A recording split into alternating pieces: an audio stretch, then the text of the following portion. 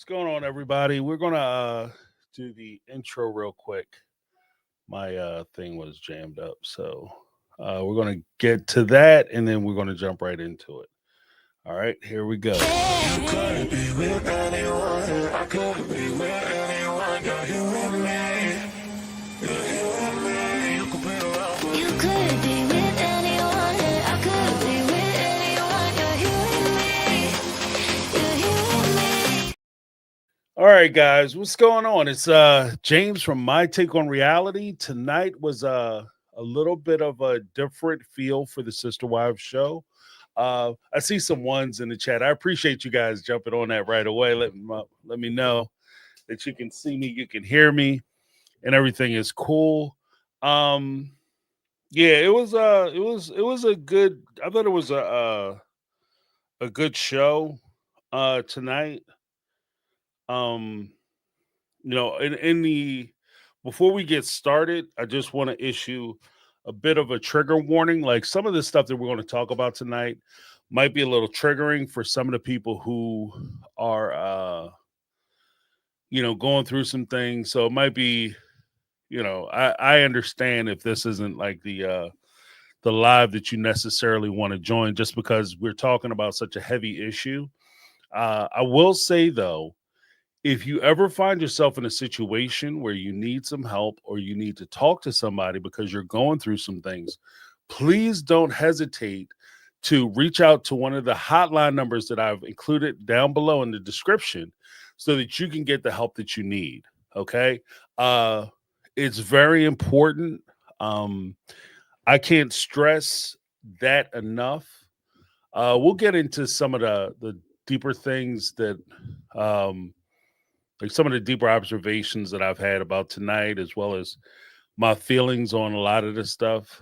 Um, it's hard just because you see a lot of the effects that that did have, like Garrison's choice had on the rest of the family. Um, so there are some things that I want you to keep in mind as we go through a lot of this. Um, just it's the understanding that, and this is one of the things that I talk about consistently, even in the chat and the group and things, is that as we start to talk about these things, you never know where people are. Because one of the things that really stood out to me while I was watching this particular episode, was the family members would cite their experiences with Garrison, and they say, "Oh yeah, Big G's." They had their own name for him. I don't want to intrude on that because that's their thing. But uh, when they talked about him in a way where they would say, he was always an easygoing guy, always had his friends around him. He was always pleasant. He was polite. He was a lot of fun. He just seemed like the life of the party, and that's what one of the things that really hits home is that you don't really know what's going on with people. Just because people present themselves a certain way, or they have a certain bravado, or they carry themselves in a certain kind of way, maybe even to some respect, they carry themselves off as being a little cocky or whatever. And you feel like, oh, they got it all together. They got it all figured out. You don't know what's going on behind their doors. You know, um, that's one of the weird things about it. Like my mom, in a different setting, my mom and dad, they had told us when we were kids that when you drive down a neighborhood, any street in America or anywhere else, you drive down a neighborhood and you pass these houses and you see, as you're passing the houses, you see these doors.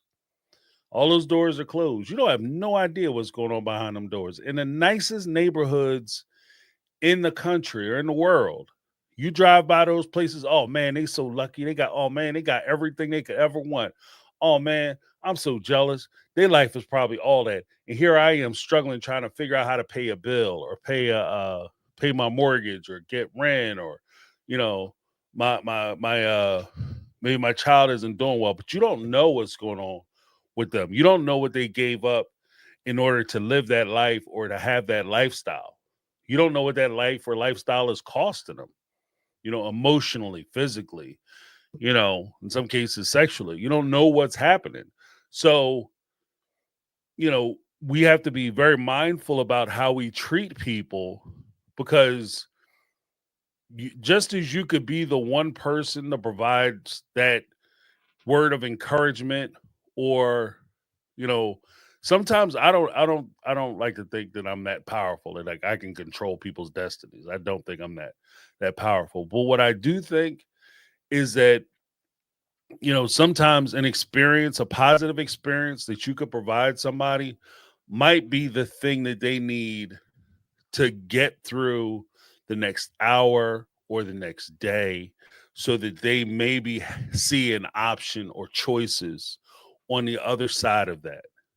It's not about solving everybody's problems because Lord knows I've wasted a lot of my life trying to solve people's problems and trying to do things like to that nature.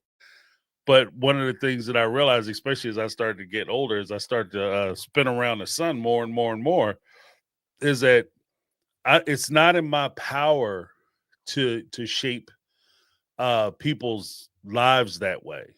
That's not my that's not my gift.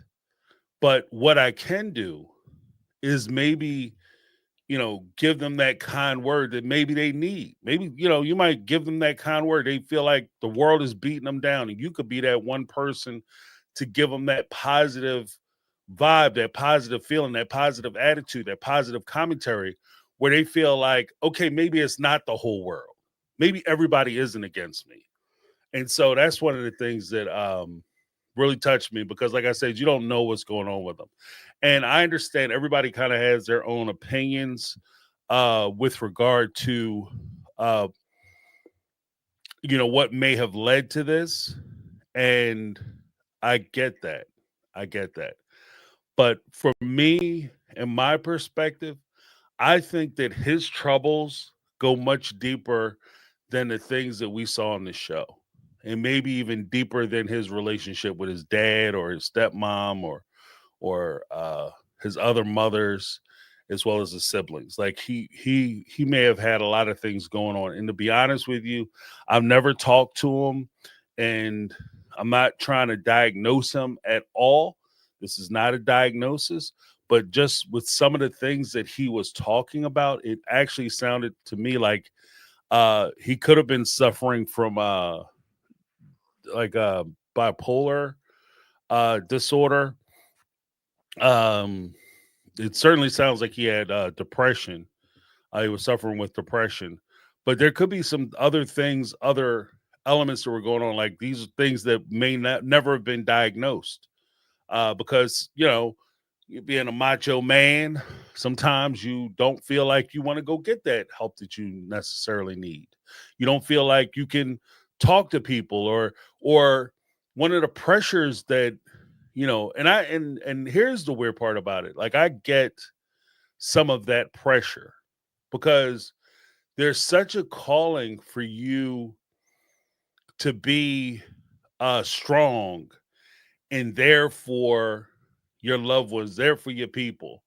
And sometimes that desire to be there for somebody else is so strong and so powerful that you don't acknowledge your own needs, where you're weak and the things that you need.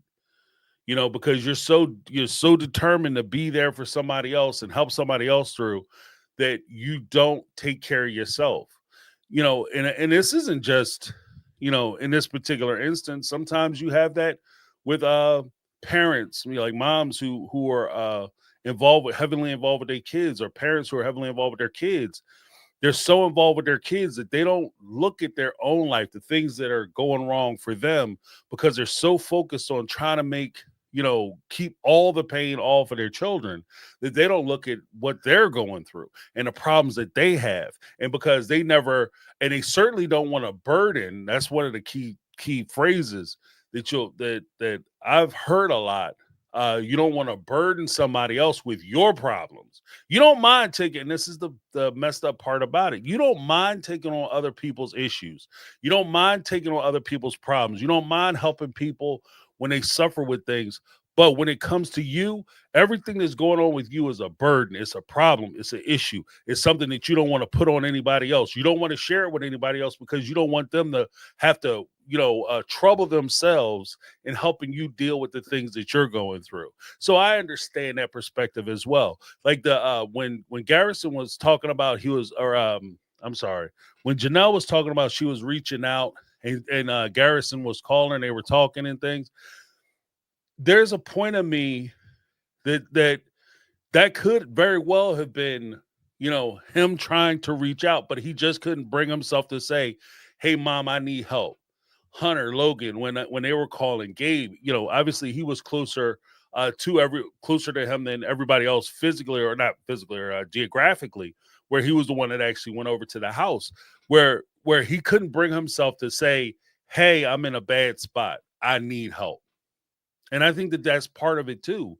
And that's why, like I said, I have the link down below. That if you guys need that help, don't be afraid to ask for that help. It's not a burden. It's not a problem. One of the big things that I wanted to talk about tonight, as I was sitting there watching it, because I have a lot of things going on with regard to this too, and this is part of the reason why I would just ask folks in the chat and folks who call in tonight. Like I want this show more or less to be a celebration of Garrison, and maybe talking about issues that are around this particular situation, and not turn it into a bash fest. Like I don't want to turn this into a blame thing where we talk about like, oh, it's this one or that one, or if this person is terrible or that person is terrible. Like we'll have plenty of time for that. We'll have plenty of time for that. But I think tonight I don't really want to do it. Just because like I said, when I you know yeah, during the time, and it's probably not even fair, but during the time when all this was going on, uh there was a point where I had a bit of a brush up with a fellow YouTuber uh, around this particular subject matter, because in my uh, perspective, it's easy for us to treat it like it's a TV show. Okay, and I'm not saying this is what this person was doing, but it's just overall, it's easy to approach these subject matters like it's just a TV show. And I get it. Like I review the show, I talk about the show and everything else, all the people involved. But there are people's lives here too.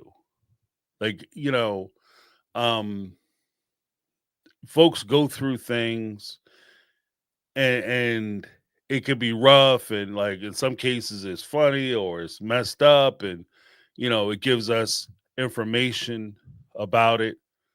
But let's be honest, like watching a lot of this, it's easy to forget that there are people involved with this too. Like when we watch this show tonight, as just as a for instance, again, I'm not pointing fingers. I was going to say something about Cody and Rob, but I'm not going to. Um, you know, part of what uh Cody had said, and I'm going to be respectful of him because this is his son, okay? But part of what he said was, I miss the opportunity to be able to connect with him and say I'm sorry, because so many things that we were arguing about or disagreeing about were stupid. And I'm sorry if this is kind of going, but so many things that we talked about were stupid. And to that point, I would say exactly. So much of what you had disagreements with your kids about, why you don't talk to them, why you don't deal with them, is stupid. It's stupid that you don't talk to them, because you do assume that you have forever with people. You assume that they're always going to be there. They've always been here. They've been such a big part of my life. They'll always be there. The reality of it is, though, is that a lot of times they won't be. And that's That's the cruelty of the world. Like there was a saying, I watched a clip from a movie I've seen years ago where, they were talking about the frailty of humanity, in that, we as a species, we aren't built to last. And the retort to that comment was, that's part of the beauty of it, is that, some of the most beautiful things in the world aren't going to be here forever. That's what makes them special. That's what makes that time special. And to that respect, I would say to Cody, or even Robin, or anybody who's having those kind of issues, that don't take for granted that it's always going to be there, because what makes this special is the fact that we're temporary. You know, the world is going to change, and then the next generation is going to take over, and this will be their world, and we'll be gone. And that's the beauty of life, is that you have to treat it like it's precious. And so, part of, like, getting back to the whole reason why I had a disagreement is, like, we don't it's easy to look at it and say, well, Cody only talked about this one. What about the other kids he got, other 12 he got? He's not trying to build relationships with that. And I think that that's a fair criticism. I don't necessarily want to hear about it tonight, but I think that that is a fair criticism. All right. But we can't ignore that the same way we could criticize him for that. I don't want to pile on, especially tonight, because let's be honest, like, even though I'm a small YouTuber, okay, in a YouTube universe, I don't want to say anything or propagate things that, one, we can't verify is true. I don't want to get on here and say that it's definitely this or it's definitely that. This is why he did it, because I can't verify that to be true. Two, I always want to keep in mind that, anything I say online on this channel, I'm willing to say to the people that I talk about. And so, with that being said, I don't want to say anything tonight, because there's a possibility at some point, at some time, that one of the family members may get a clip of either the show, or they sit there and watch the show, whatever the case may be. And I don't want to add to that pain. I don't want to add to that discomfort, because these are real people.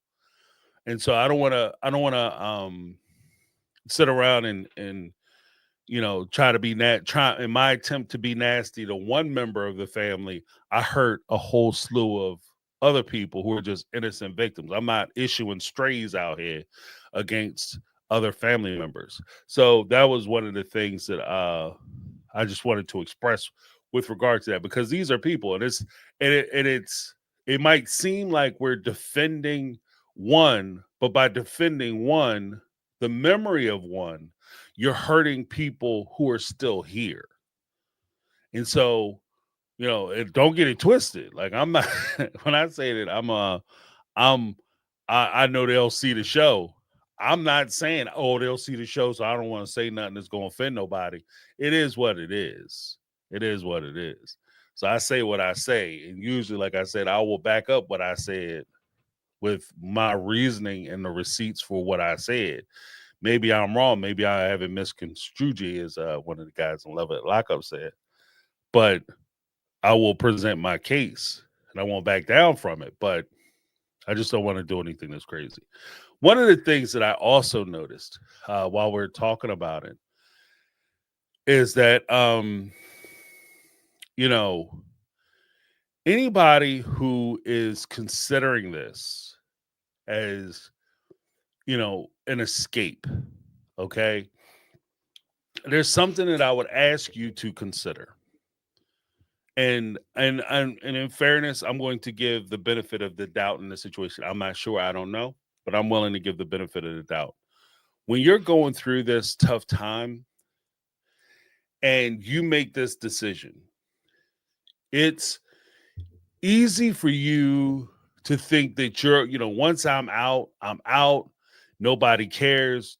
Nobody's going to miss me. Nobody's going to be bothered by this.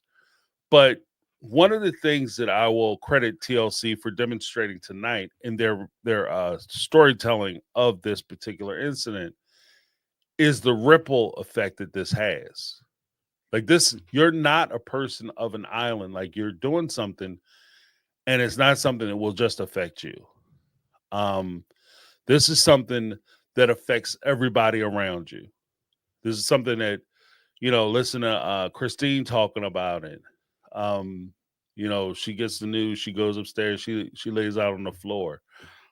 She expresses herself that way. The fact that Mary, I don't know how true that is, but it would be crazy that Cody was calling Mary and she happened to be shooting her confessional, and she's like, "Oh, bump, bump it. I'm busy. Something's going on. Pop up."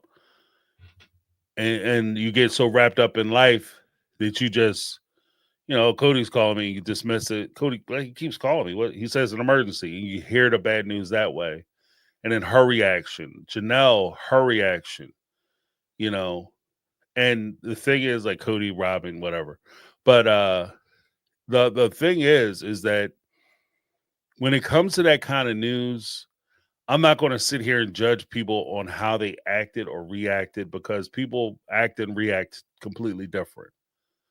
Okay. Um,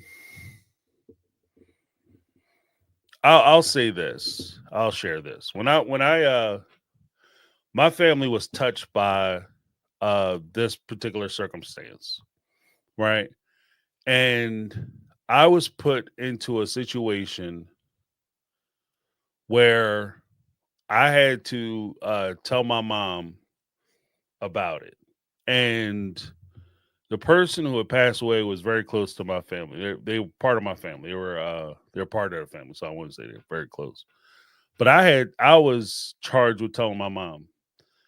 And to this day, there are two times when I realized the frailty of my mom, that I was that she was going that this took something from her. I'll say it that way. Like you can see it, like you can see it, you can hear it. It's a feeling you get when you see people get certain news. It just breaks them inside, like something is broken. Okay. And I'll never forget when I told her the sound she made when she heard the news. I'll never forget it. To this day, I'll never forget it. Um, and so I was already going through it, but again, this is what I was talking about earlier. I was going through, like, I got the news earlier that day because we were coordinating, trying to call and figure out what was going on with this person. They were on the other side of the country. And so we're, trying to, we hadn't heard from them, got to call them, got to figure out what's going on. Blah, blah, blah, blah, blah, blah. And then I get a call in the morning, like my brother called me, or actually my cousin called me and told me. And then I had to call my brother, and I had to pass the information around. And I called my brother, and then my mom was coming over because she was babysitting my daughter at the time. And I told my mom about it. And like I said, I didn't want to be upset because I wanted to be strong for her. My dad was there. And so, like I told her, and like I said, there was two times, it was when that person passed away, and it was a close friend that she had. When she passed away, I knew that was it. I knew that was it. And that you spend a lot of time, like I said, there was a point of, when you get that call, you think that everything is okay. And so I can completely sympathize with this type of situation, because you're calling around, people kind of dip out and disappear for a little bit. And then you call back, and then, maybe like a day or two goes by, and then all of a sudden you get in touch with them. They were, hey, I was just on a hike, or I was doing something, I was camping, or I was doing this, or I was doing that. I'm cool. Everything is fine. And when I told my mom, that's what she first expected. That's what she first expected. Like I was like, yeah, this person, uh, oh, they found it. In a sense of relief, I was like, no, no, no, no. And I had to tell her. And so I can sympathize with where Janelle is. and then seeing this person's mom go through that, I'm telling you, like it's takes something out of you. It takes something out of you. Like my mom's crying for her, she's crying for the person who passed, she's crying for uh their mom, you know. So it's devastating, and that's why I say, like, there's a point where you look at this and you think that, you know, it's not a big deal if I do something, I'll just make everybody else's life better because they won't have to worry about me anymore, or I'm not going to be around to be a trouble, I'm not going to be a bother, you know, who's going to really miss me because I'm not really making an impact. And there's a point where you look at it and you say, you know, understanding where they could be, you know, there could be things going on. And this is what I was expressing to um the other person this summer, is that there are other things that could be happening. Like there are points where maybe you could be behind on your mortgage and it might not seem like a big deal to you, or it might not seem like a big deal to me. And maybe this isn't a reason to do it, but it's just one more damn thing, one more damn thing, one more damn thing. And this thing, you feel like I've come this far. And in that particular situation, I don't know this to be true. I'm just saying that theoretically, you've come this far. You've went over all kinds of hurdles, all kinds of obstacles. You've able to get your money up so that you can get this place. You get this place, you get the car that you want, and then you hit a financial stumbling block or something happens, and it seems like those things that you have worked so hard to get are now in jeopardy, and you feel like you're a loser and you can't keep going. That was part of the message that I had last week when I was talking about learning how to lose, you know, and lessons that could be surrounded by losing, like the idea that you could be affected that way, and then to have, you know, like I said, the idea that you don't want to be a burden and you don't want to be the guy that just keeps messing up. You know, you don't want to have to go back and all the trouble that, you know, again, I don't want to get too much in the like blame game, but I can see scenarios where if he felt like he had to move back in with Janelle, or things were going south with his home or the house or whatever, they weren't going well. I could see a scenario, you know, and not saying that this is the case. Once again, this is just you know, I'm just theorizing or just putting this out there as possibilities. But I can see a scenario where he could be looking at it from the respect of, I don't want to have to go back to my mom's house because the last time I was at my mother's house, I created all this problem, all these troubles. My brothers, my sisters, everybody is in a bad way because, you know, of my disagreement with my dad, because he wanted me out of the house. My mom didn't want to put me out. I stayed there so I could sacrifice and get this house, and then I turn around and I'm in jeopardy of losing the house. And I don't want to go back, and I don't want to be a burden. These are things that could possibly be the case. Like, I don't know. And that's the whole thing. And it's not for me to know. In all fairness, like, I watched the show and I liked Garrison's personality. I liked the way he presented himself on the show. But this isn't my life. And so I'm not entitled to know what was happening with him and what he was going through and what the things that he struggled with. That's for his mom, and that's the purview of his mom and his sisters and his brothers and his family members. That's not necessarily for me and my edification. But I can see a myriad of things that could affect that decision. And I'm not saying that is justifiable, or he did, you know, it's the right choice, you know, he made a right good decision. I'm merely saying that life is fragile. People's situation is fragile. Sometimes you'll be going through things and you'll hit like a rough time, and you think to yourself like, this is terrible, and all you need is a little space between the thing happening to, you know, you being able to get a little distance from it for you to realize that it's not as deep or not as bad as you initially thought. You know, the worst thing that can happen to you is that you have to start over. You know, it's not the end. It's not over until you lay down and that's your last breath. That's when it's over. That's when you don't really have a chance to change nothing. But every day you lay down and you get up and your eyes pop open, you swing your legs over the side of the bed, you do, with me, I wake up, do the inventory. What works good, what don't work, what can I get through with? And then I swing my legs over the bed and I get the day started. Okay. And then as long as I have that, I have a chance to change my situation. I have a chance to change my life. Every time I wake up, I have an opportunity to make my life what I want it to be. But if I stop or I quit, then the chances are over. It is what it is. And if I could say anything to him, it's that you do have choices, you do have options. It's not as bad as you think it is. Anything that you're going through, you have family, you have friends, and you have a support system that not only cares about you, but they will miss you.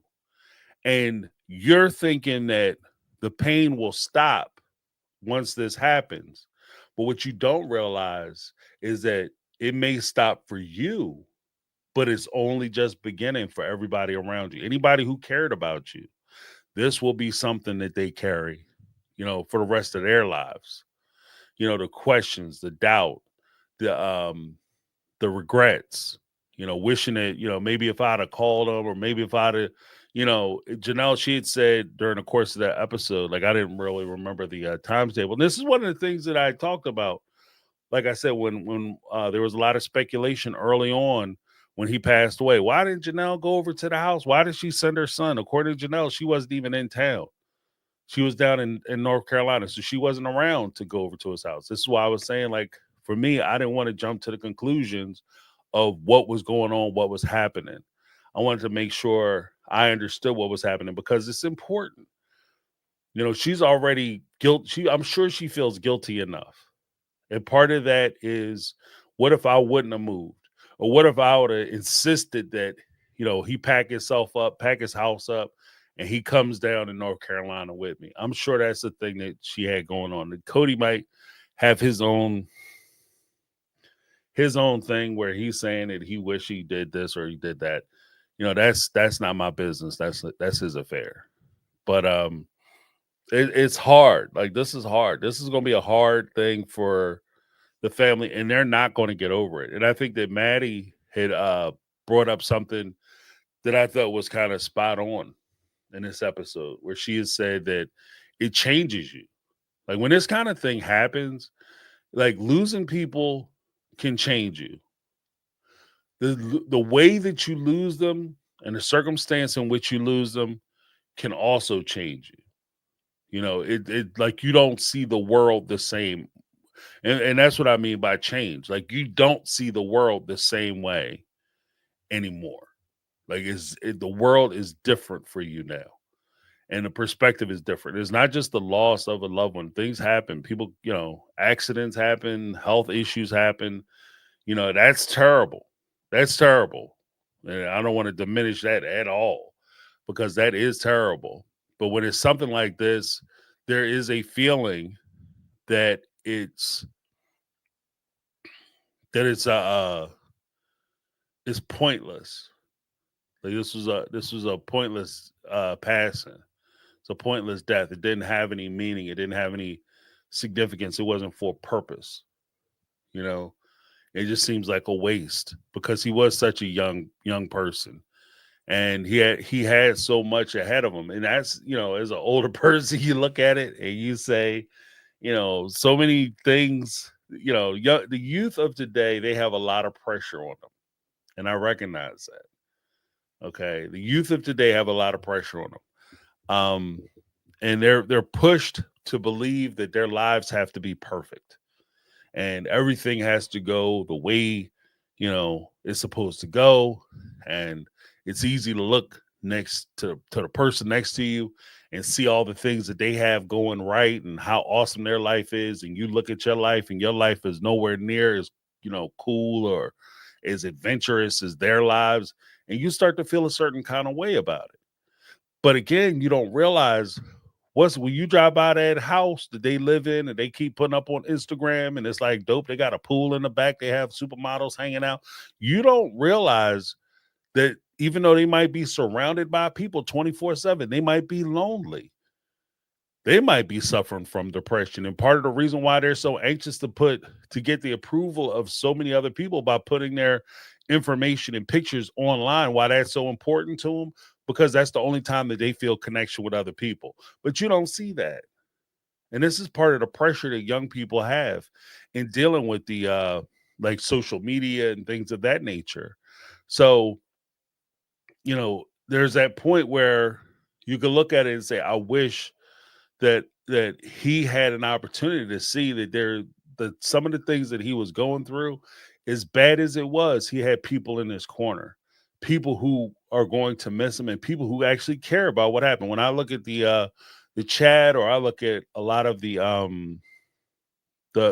commentary that I've had on videos with regard to him and the other kids, even before his passing, there's been a lot of love and a lot of compassion from people who are relative strangers to you. They have an investment in you. They care about what happens to you. They care about what you're going through. And if you would have reached out and said something to somebody, he would have had a flood of support. If he would have, and this is again, this isn't me blaming him or anything for anything, but it's just kind of a reality check. And I would say that to the existing children, the kids who are still here, that if you guys ever feel like you're struggling, if you ever reach out to the fan base and say, guys, I'm not doing good, I'm not okay. And so, and that's one of the weird things about like our culture too. Like we don't really have a place where, you could actually say, I'm not okay, you know, and even as I'm sitting here saying it now, it doesn't feel right saying it. Because what are you trained to do? What I was trained to do is you walk down the street, somebody say, hey, what's going on? Hello, how are you? And they say, I'm good. I'm fine. Finding you. That was a thing where finding you was a thing where I would say it and it wouldn't even come out fine and you. It was like finding you. Like it was like a one word slogan that you just throw back at somebody, you know. And when people ask you, I've never had somebody look at me and say, "Man, I'm not doing good. This is bad, and I don't know what I'm gonna do. I feel lost.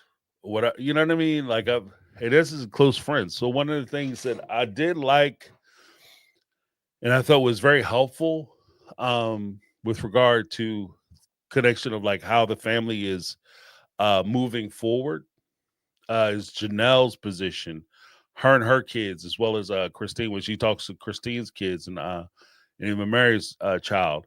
Janelle had expressed early on, and I genuinely applaud her for this. She said that after Big G's passing, she makes a concerted effort to express how she feels about things, to try to dig in when she feels like something is wrong with her kids or people that she cares about. You dig in and try to, figure it out. You take that time, you spend that time, that energy, that effort to try to figure out what's going on with them. Um, and you don't let it go. Don't hesitate to take that opportunity. Tell people how you feel about them. Was it the old saying? Give people their flowers while they can still smell them. Don't wait for them to pass away and then litter their grave with all the roses and all the sentiments that you had for them and you wish they was here so you could tell them. Take the time now to express yourself. Take the time now to tell them how you feel about them. Don't let conversations go. One of the things like I did when my mom had passed, I did her eulogy.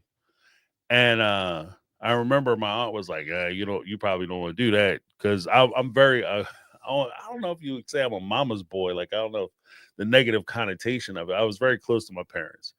Like my family was very close in general.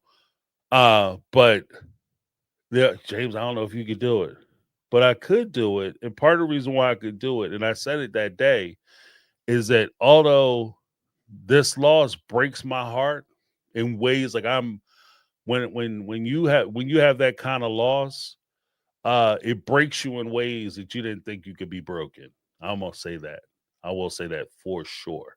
Losing a child, I'm sure, guys. I'm sure it's a different level. Right? We're different level than losing a parent. But when my mom passed, I am not the same person at all that I was before she passed. You know, I'm not. I'm different. Like how I approach things, things I do, I'm just different. But um when she passed and you do that excuse me, hold on.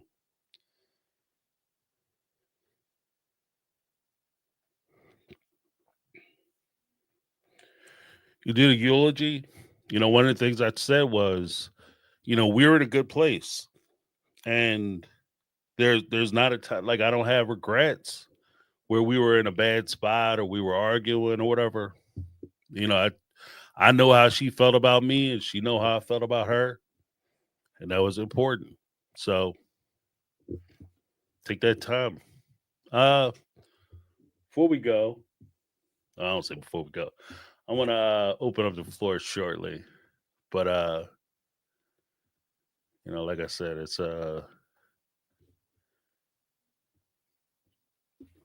was heavy. Like I said, it stirs up a lot of stuff for me, but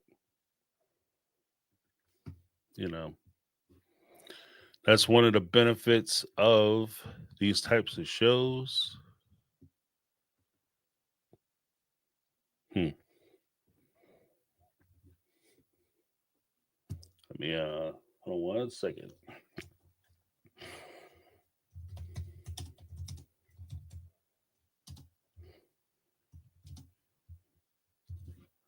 Hmm.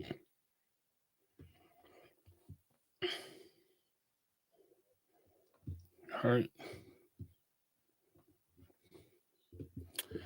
Okay.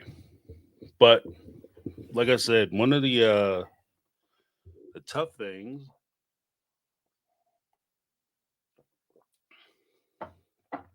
oh,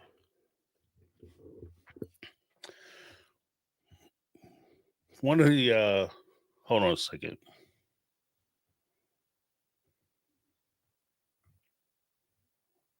Let me get give me 2 seconds, guys, real quick.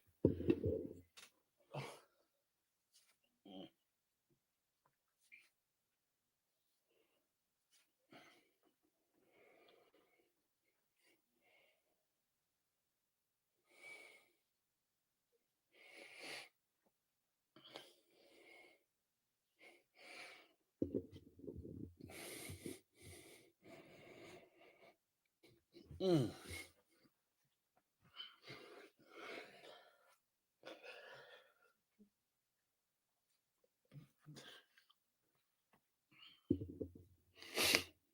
All right.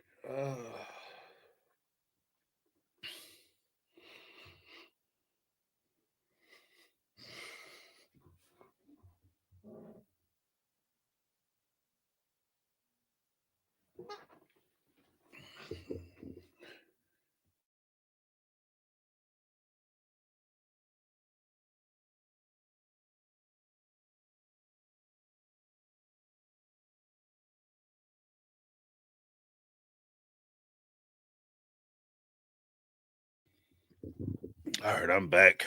Back once again. Once again. Yeah, it's when you have those kind of losses, that kind of stuff can be rough, man. And that's one of the things that we have to be mindful about as we talk about these people and their situations, because it's easy to try to make it a simple thing or a simple process, because then it doesn't really touch a whole lot of folks uh with regard to what's going on. So And then, like I said, I can sympathize with Janelle and everybody because you'll be fine. Like for a lot of it, you'll be fine going through and making your way, and everything is cool and copacetic. And one day it just hit you, you know, just it's rough.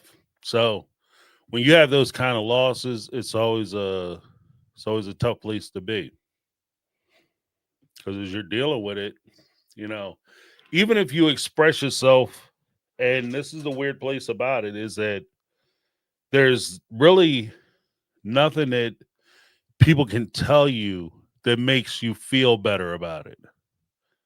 Like it's not a point where uh you know you hear about stuff and everything is cool, or you sit down and you talk to somebody and they make the pain go away. Like it's because you'll go through these situations by yourself, but you don't have to go through them alone. And I think that that's one of the big challenges that, especially as guys, you know, I won't limit it to guys because I don't think that's fair. But when you grow up in these type of environments where you're supposed to be the macho man and the tough guys ain't supposed to have problems. And when you're a tough person, you ain't supposed to go through shit. You're supposed to suck it up. Life happens. Oh well, get over it.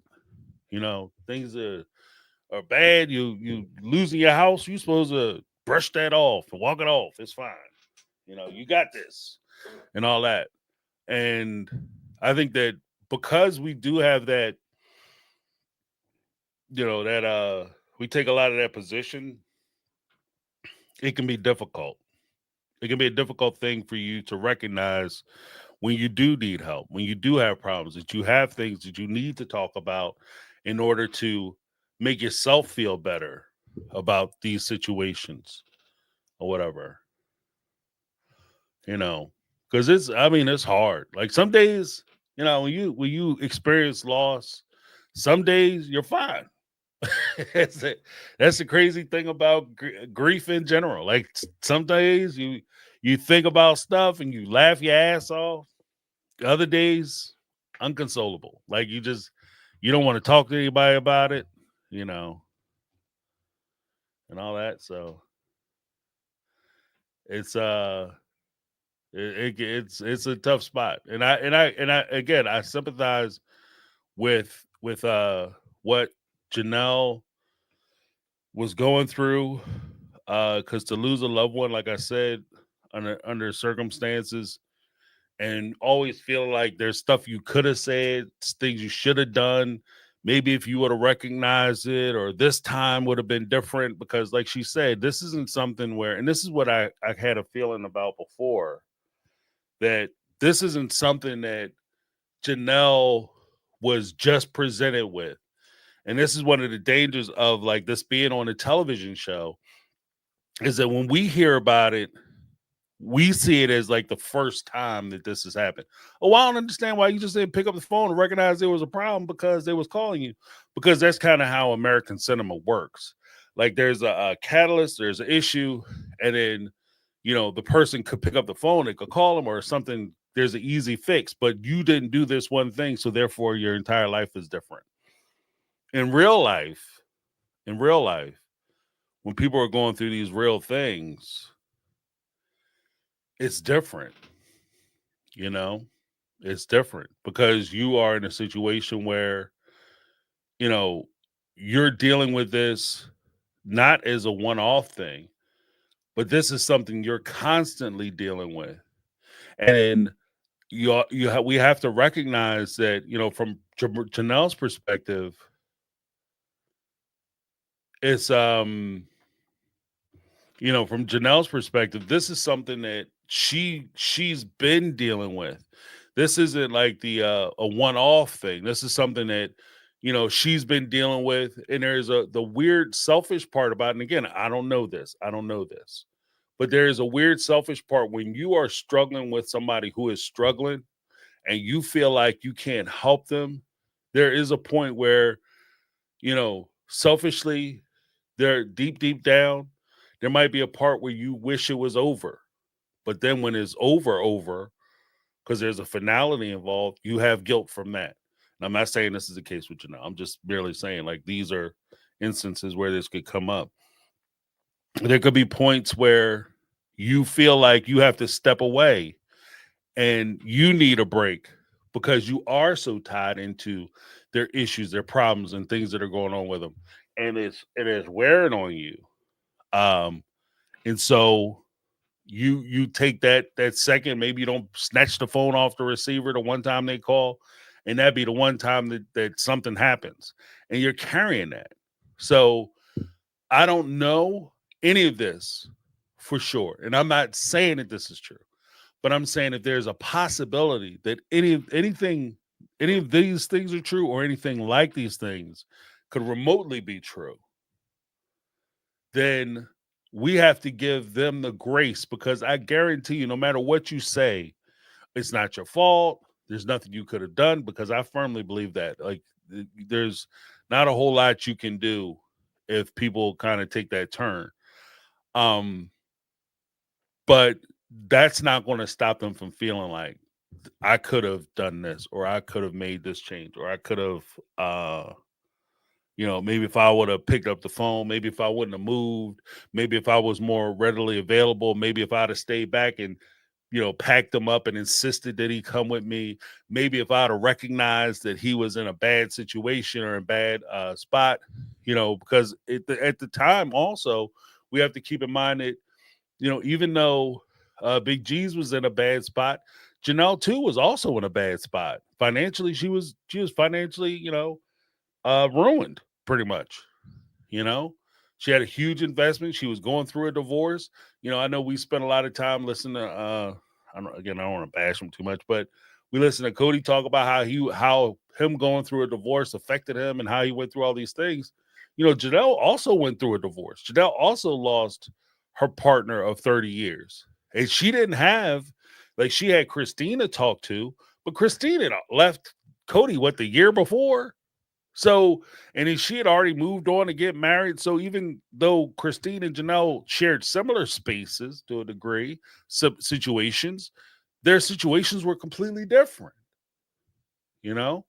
And I think that that's the hard part about it is that, again, even though they're suffering these things in a similar fashion, these similar things together, and they went through the same thing together, they had to deal with it on their own.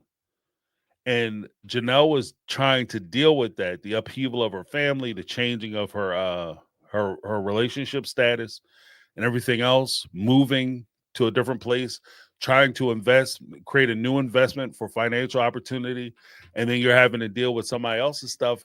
She might, you selfishly, you might feel like you need to take a break from whatever they have going on, because it is, if any addiction, and she nobody came out and said that Garrison was an alcoholic, but I'm just saying, as a blanket, any addiction, dealing with any addiction is not only heartbreaking to the person who is the addict, but is also heartbreaking for anybody who loves that person.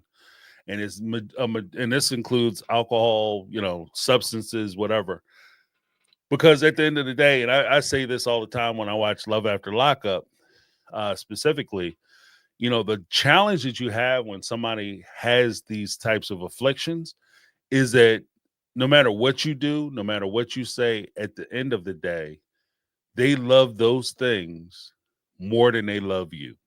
And that's a hard thing to recognize and reconcile in your own mind, that they love that substance, how that substance or whatever makes them feel more than they love you. When you could go to them and say, "You're killing me, you're breaking my heart, please stop doing this," and they, in their mind, very well may want to stop for you, but it's something that's in them.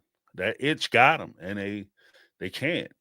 And there's a lot of, if you care about somebody, one of the big challenges is that when you care about somebody and you're watching that person destroy themselves, you feel like part of you, or maybe not even part of you, but y- there's definitely going to be the feeling that you have to step away to save yourself because the tide is coming in and it's sweeping them away.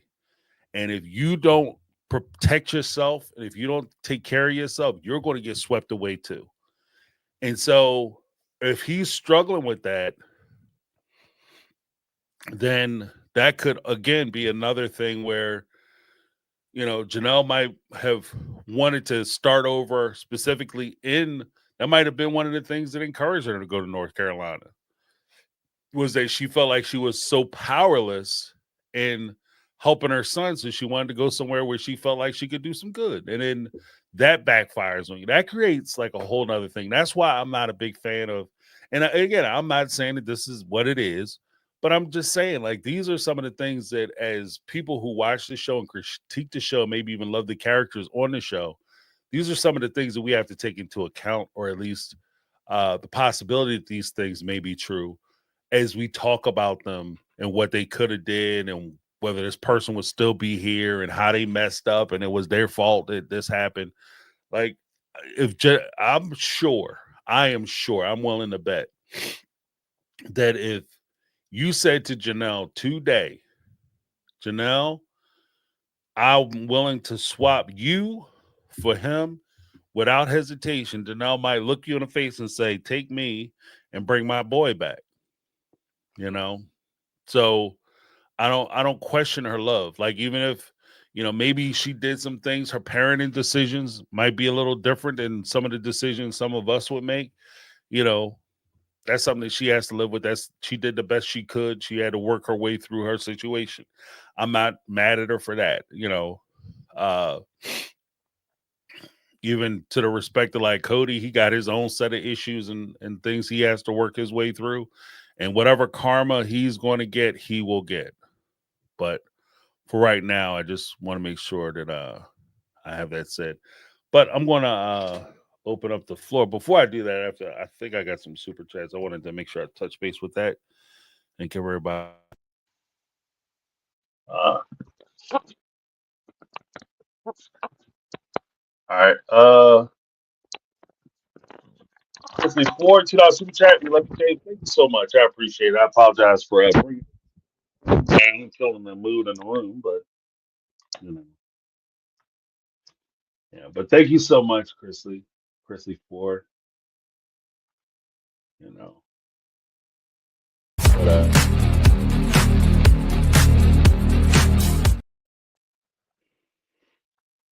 yeah, I would just say that as we talk about this stuff, we just have to keep that in mind that a lot of this stuff is it's it's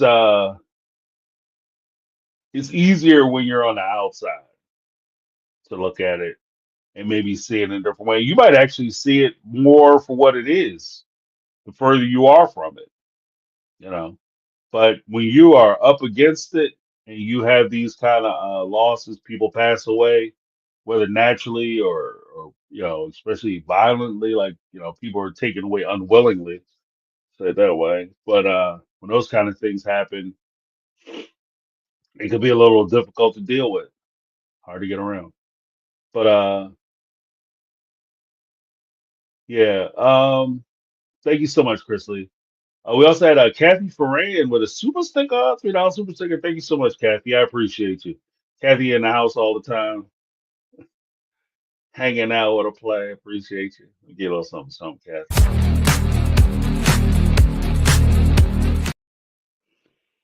All right.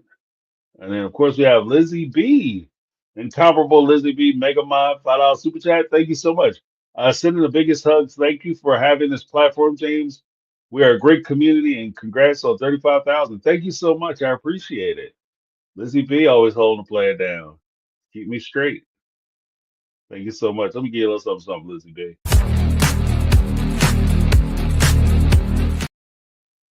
All right.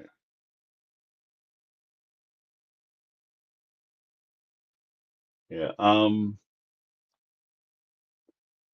Oh, it's trauma, not drama. There you go. $2 super chat. Love it. Thank you for holding space tonight. No worries. Thank you. Thank you for coming in.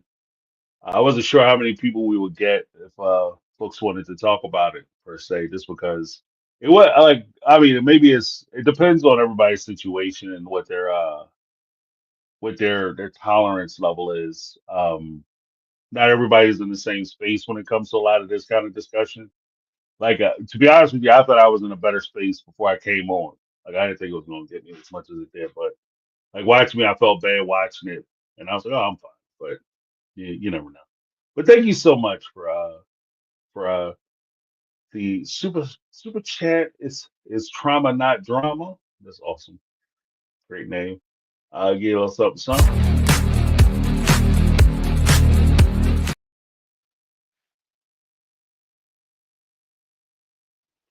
We have another one. Hold on one second. Michelle Woods. Hey Michelle, how you doing? Oh, 49. Wow, super chat. Thank you so much. I had to call it quits over a year ago with my BFF from middle school. She has verb ad. Oh, okay. Family, she can verbal situation, verbal mistreatment for those who maybe didn't catch it. Family, she can't get away from. I've tried for a long to get her to leave, no success. Now I keep an emotional distance from her on Facebook because it was affecting me. Yeah, and thank you so much, Michelle. I appreciate it. And I understand that. I definitely understand that because, but that was one of my big challenges, and I would like to say it was, when I was a young man, that was one of my big challenges. That was actually my challenge. I still kind of struggle with it a little bit, to be honest with you. Like I want to, I am no saint. Like to be very clear, I am no saint. But like the desire to help your friends or family can be so strong that you feel like you just want to do something, like you want to get them out of this situation. You don't want them to suffer with it. You don't want them to be a part of this bad scenario, bad situation, and you feel like you're fighting and fighting and fighting. And in some cases, at least in my experience, I felt like I'm fighting and the other person stop fighting. Like they're not, I'm fighting for you and you don't want to fight and you're not trying to leave. Like I'm to the point where I'm trying to get you out. And it's almost like you're trapped in a burning building and you want to get them out, but they want to lay down. And you get to a point where you pick them up and you carrying them, but you realize that you carrying them is taking more out of you than it is them. And they have no desire to help themselves. Like they won't even hold the door open while you trying to get them out of the damn place, out of the burning building.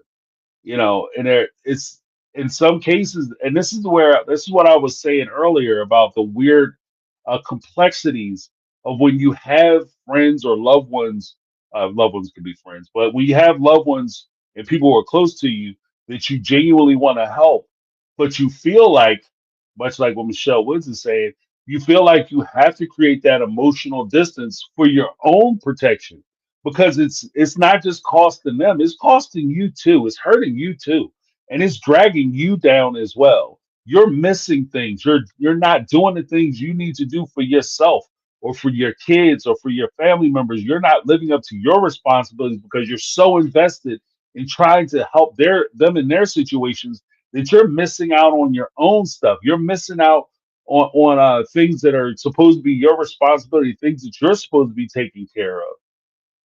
And that can be very that's where it hurts, you know. And I get that. Like I totally sympathize with that because you feel like a sense of loyalty. And like I guess ultimately, like I said, I'm not a saint, but no. I'm not a saint, but no. I'm not a saint. Period. Full stop. I feel like sometimes that I want people to be loyal to me like I'm loyal to them.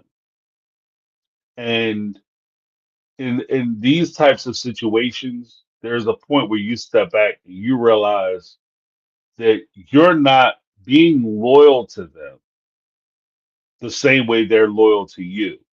If anything, you're being more loyal to them than you even are to yourself because you're taking away from yourself, you're sacrificing for yourself, and you're not doing things for yourself because you're trying to take care of them and do for them.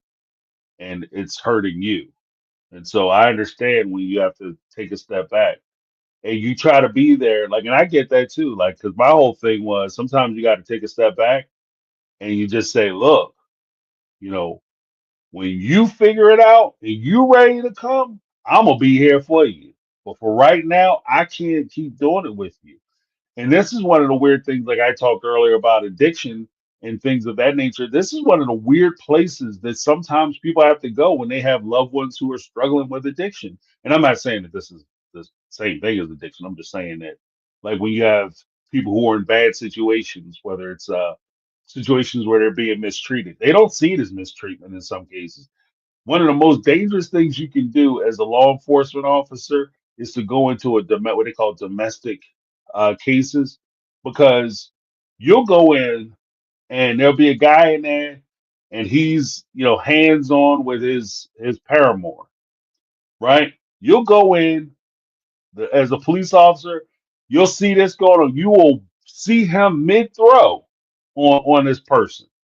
You go in, you jump on his ass to get him off of his paramour, significant other. And as you're pulling him off and struggling with him and fighting with him to get him off of this person, to get him off of them, the second you clear and you get him off, this person is on your back with upside your head with a pan or a pot, or coming at you with a knife because you had the audacity to put your hands on this person who just is fresh off their ass. And that's where it's a weird place. I mean, so even though, like, you're sitting there saying to your friend or to your people, like, these people are toxic. They're tearing you to pieces. They're destroying you. They're ripping you to pieces as a human being. They're tearing you down as a human being. I don't want to see it. You need to get out. You need to set yourself free. They will turn around, and I'm not saying that this is 100% what's going on with Michelle. I don't know, but they'll turn around and say to you in your face, "You need to back off.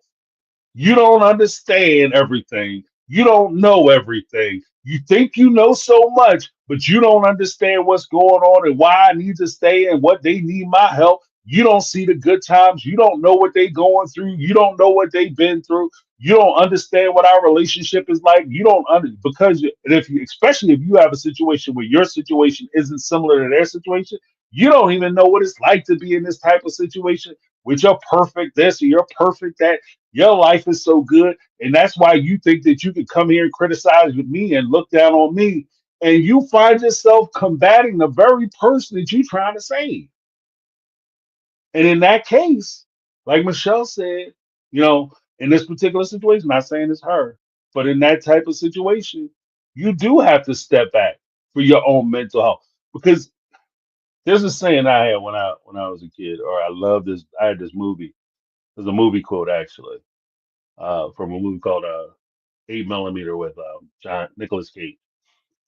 And Joaquin Phoenix had this line that always stuck with me. I said it to my kids for years.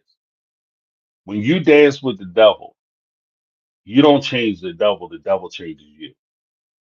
Okay. And when you try, and I've said this, with my kids, like, somebody who on that stuff, you can't get them off that stuff. It's more likely that when you trying to pull somebody off of this, especially without training, experience, or the distance to be able to give them real advice, real information, real facts, real help, you're more likely to end up on the stuff than you are to get them off the stuff. Because when you dance with the devil, you don't change the devil changes you. If you're around these toxic, bad situations for too long, it's the first step to normalization. It's the first step to It's not that bad. It's not the worst I've ever heard of. Okay, it's it's bad. First time you hear it, it's the most horrifying situation you ever heard of in your life. The 100th time you heard it, it's not that bad. It's not as bad as it was last summer, 2 years ago. Remember how bad it was? And that's the first step. Like so, like I get it. I get it. And again, this is one of those things that those points where you know you have to take care of yourself. You're on an airplane. What do they say? You're on an airplane, and the plane go down. The stewardess or the flight attendant. What are the first thing they say? Get that mask, pull it down, put it on your face, secure yourself so that you can breathe. Then you start trying to take care of the people around you, your kids, your family members. But if you try to take care of them first, all that's gonna happen is your ass gonna pass out too, and nobody is taking care of them. So there is a point where you have to make sure you're maintaining your own mental health as well as your own um, security, safety, and you have the right. You keep and maintain your positive mindset because if your mindset gets changed, then you're not helping anybody. So I've been there, Michelle. I understand where you're coming from. And I 100% understand and I support that. But thank you so much for your generosity and thank you for the super chat. Let me get a little something, something that I usually have for at the end. But thank you for your generosity. I appreciate you, Michelle Woods, in the house.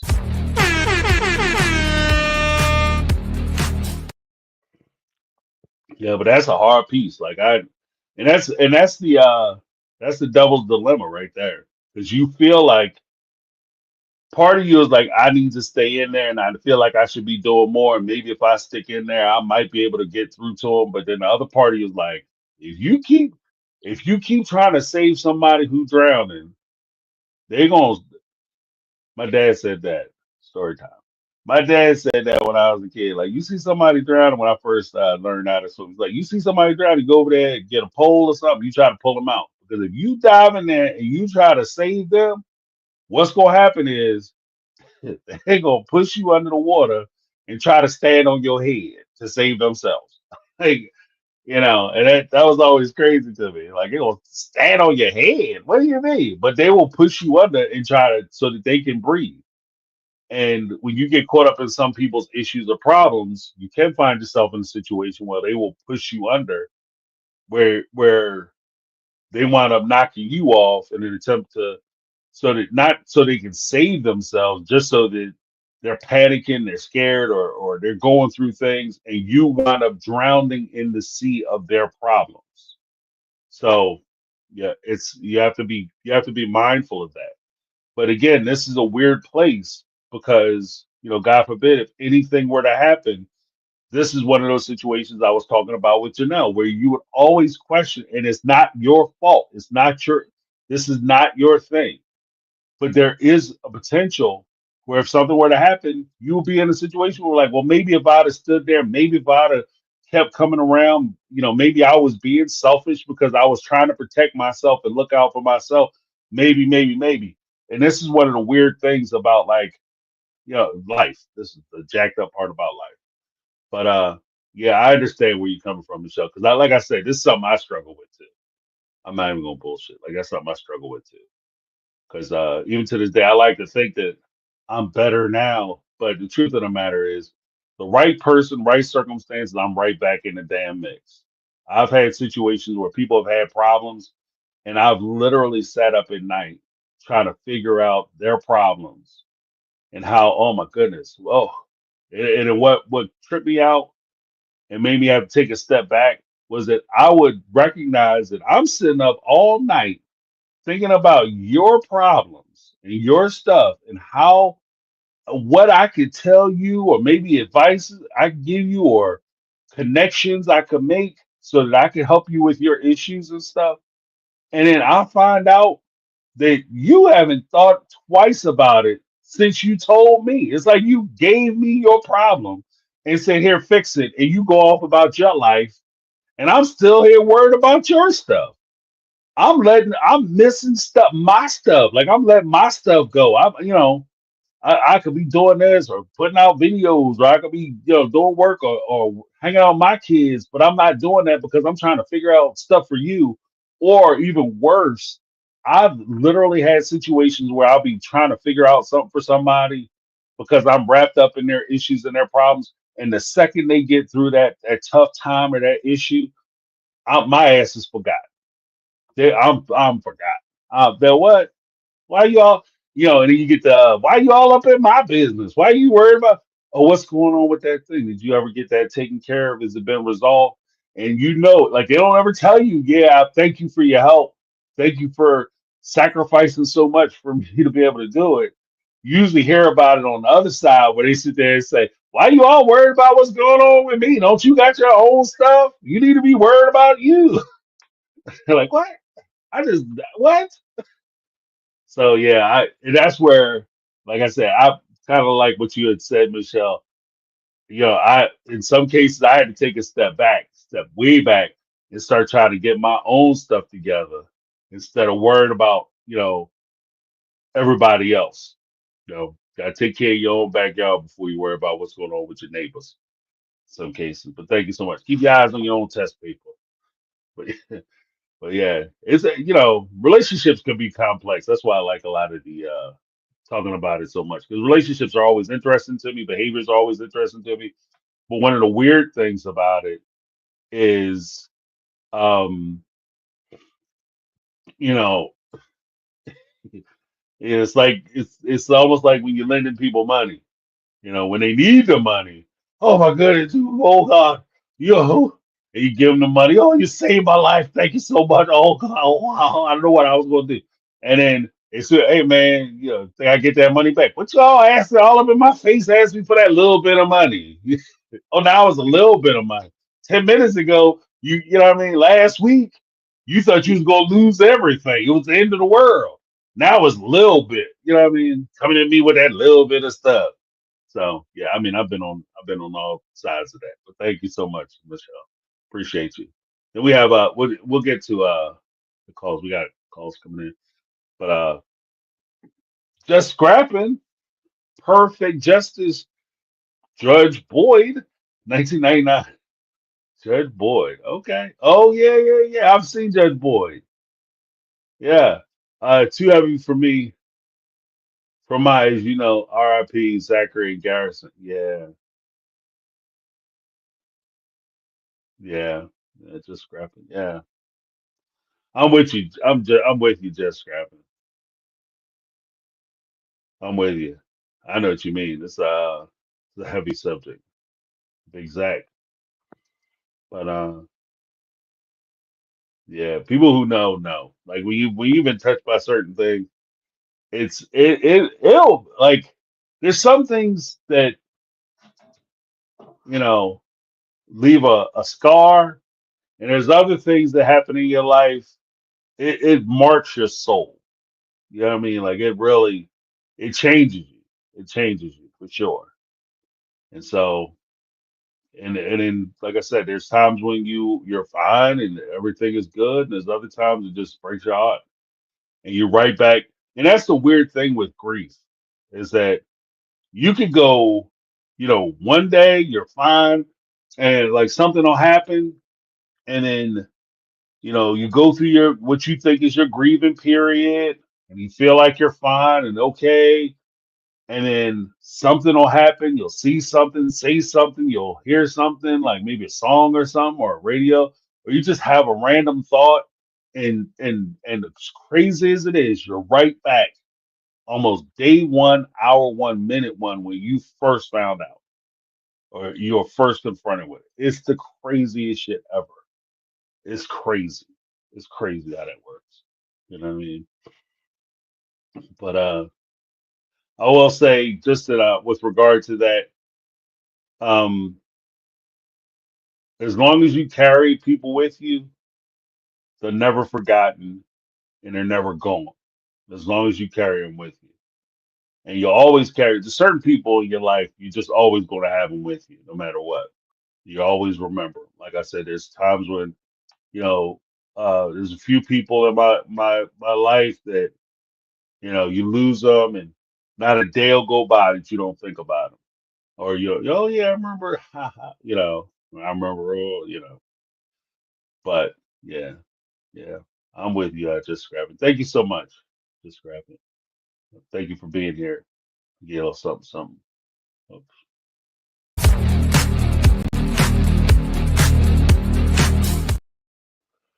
All right.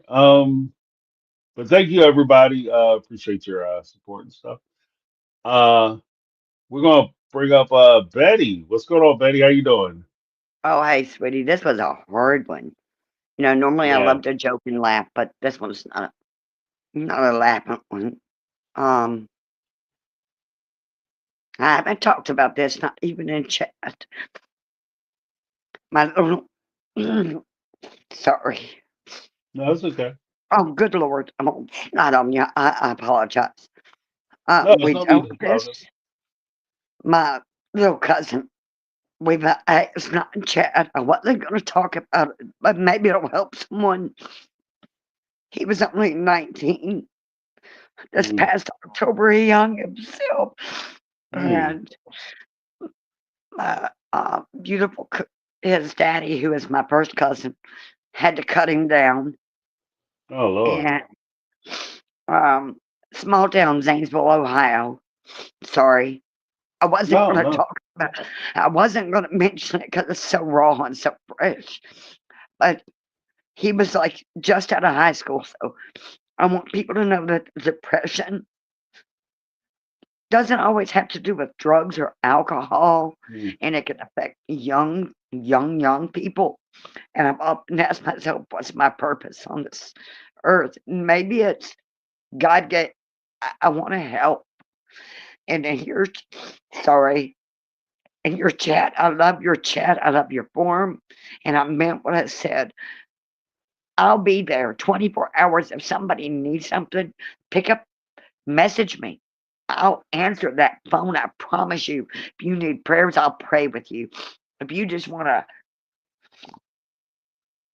talk and get through one night, if I can do it, God, I'll do it for you. Just call me, text me, I'll message me. Anybody that's going through it, just let mm. me. I just want people to know. I just want them to have one more day. Maybe that one day, if they could get through, then I would love to do it for them. Like I'm not Right, rich. I can't offer them money, but right. and I can't offer some things, but I can offer love and hope. So if Mm. that's what God gave me my purpose for, then I want to do that.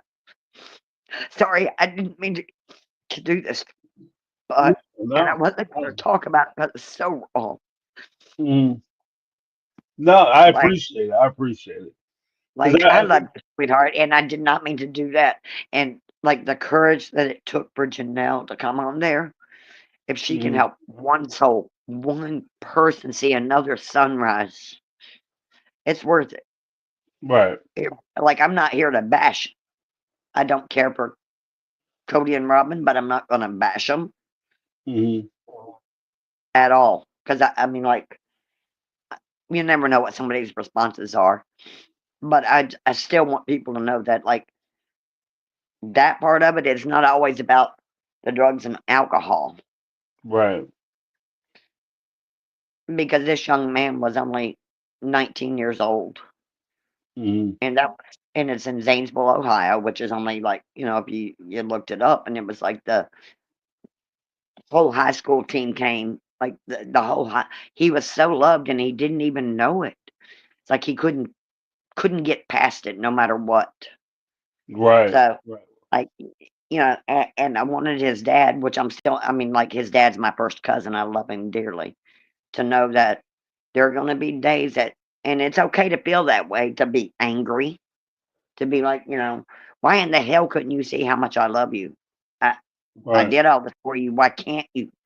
But and and there's going to be days you're going to be sad. You're going to be angry. There's so many emotions, and it's okay to feel those things. I mean, I would like I said, and my son's friend tried to do it, and we put him in a hospital, and I'm like, and I yelled at him. His name's Bo, and it's like I took him a teddy bear. I mean, like we're talking about at that time he was like 25, but I took him a teddy bear because, like, it's okay. He's like, well, I'm like, what in the hell were you thinking? Mm. So it was okay. I mean, like, I was angry at him and I yelled at him in the hospital, and the nurses came in and was like, "Why are you yelling at him?" I'm like, "Because, like, why in the hell are you doing this? Do you not know we care about you?" And he's like, he started crying and stuff. He's like, "But I'm so weird." I'm like, "You know what? Be weird." And Right. I hope somehow with your forum, because you reach so many people and they love you so much. I know I do, that if there are odd ducks out there, hell, be an odd duck. God knows I'm Right. a quacker. Right. Right. And Well, that I it's would. okay, like I tell my kids, it's okay to be an odd duck.